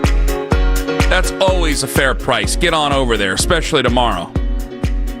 We're going to be doing some things during media timeouts that are just completely inappropriate for a basketball game. So please get there. It'd be a lot of fun. Also, you have the price has gone down for the Indiana-Miami game. Yeah, Mark Cuban, you better pay attention because he tweeted about this because the tickets were so insane. Dan Dockich is begging for tickets on social media, begging because nobody can get these tickets. How can he not get tickets to an Indiana game? Right, because they're the most expensive ticket in a while. I don't know what. You want to do a market watch real quick? Yeah, Let's do a we market can do it. watch. Damn it. My mission is simple, to make you money. I'm here to level the playing field for all investors. There's always a bull market somewhere, and I promise to help you find it. Mad Money starts now. So $3,700 at the beginning of the week. It has gone down to $3,000. Oh. On multiple sites today. Affordable. For the worst seats in the house. For this national championship game next Monday, I still think they should play these on Friday night and not Monday night. I agree. Totally agree. But whatever. Totally agree. Totally agree. We want to dominate the media consciousness on Tuesday. It's like, no, they'll be talking. Monday nights are terrible. They'll be talking college football, and they'll be talking NFL coaches and if you NFL played playoffs. It, now I know a lot of people do have to work next Monday. We are working next Monday. But a lot of people, do have to work, but MLK Day is next Monday, correct? Mm-hmm. So you could play it on like a Sunday night. Well, you can't do that because you got playoffs. But if you play it on the Monday night, you're still going, well, people got to wake up early. And if you're starting the game at 7:30, it's still a primetime game, so it starts later. So say 7:30. We had a debate about this. Does 7:30 mean 7:30? Because I feel like it means 7:50. Yeah, somewhere in there. 7:30 means when the show starts, and right? Still, the close college football games that are barn burners, they still go almost 4 hours. I thought last year they started like 7:31. I thought they started like on time. That would be good. They should. Have. But you're right. If it's anything where it's a barn burner, we're airing out the football. There is no run the ball and let the clock stop. And it's college, so it's still... Even with the clock changes, it's still... Still have to get the chains set and all that. And they're going to be reviewing everything because it's the biggest game of the year. So it's just stoppage. Which, hey, I it's something that I can't stand. But I heard a really good point. Was it, I can't remember his name. Came on Bill Simmons' podcast, one of the thinkers of sports. He wrote a book about, is football going to be football in 50 years? He wrote a whole book about this. And he said one of the benefits of all the stoppages that like Europeans hate about football is that it builds up. It builds up all of the emotions and you're getting ready for the next play. So it's like inadvertent, but it works. Either way, tickets are $3,000. And guys like Dan Dockich can't get tickets. Now, on game day, last year the national championship went up. People thought, hey, you wait till day of, and desperate people trying to unload their tickets will just do them at half the price. Did not happen. It went up on game day because if people traveled to Indiana, they're not just going there to sell their ticket. Like, they're going. We also have to say goodbye to a legend before we welcome in, hopefully, a new legend. Ladies and gentlemen, yesterday the Vikings announced, head coach Kevin O'Connell announced that current assistant head coach in Minnesota, Mike Pettin, is retiring from football. Coach, thank you so much for the time. Try to enjoy the bye week, and of course, try to enjoy that birthday later on tonight. Oh, well, I appreciate that. I'm just glad that my birthday came. That not too many players were around. Usually, I've gotten buckets of water dumped on me, or Rex always made sure that guys knew when birthdays were, so the coaches could pay the price for it. So, but I appreciate it. A little bit closer to 50. It's a little bit scary, but I'll certainly celebrate it. Well, we'll do our best to make you pay the price with a little happy birthday to you, happy birthday to you, happy birthday, Coach Pat. Happy birthday to you and many more, Coach. Thank you so much. Great. Worst moment of my career. That's the worst one? Singing the worst happy one of the birthday coach's show even? to another grown man. You're right. You're technically right. Okay. I embellish that a little bit. First off, I got along with Mike Pettin tremendously. He was an awesome guy. Awesome to talk to. The rules about coaches in, coaches out. We got to record this, that, and the other. It was out the window. He made his schedule, and he taught us a lot about football. I mean, he answered every question. You know what? He's one of the guys that made me a football guy today. The football guy I am today. We would talk about life. He was awesome, and I wish him every bit of success in retirement. I mean that sincerely. However, singing happy birthday to another grown man who is not my father, one of the low points of my career. One of the low points of the career. Felt bad about that. Sorry. That was a miss. But I wish him well in his retirement, which I believe he's, 60? So he's got other things he can do in life. Today is Jason Bateman's birthday, He's as well 59. as Dave Grohl.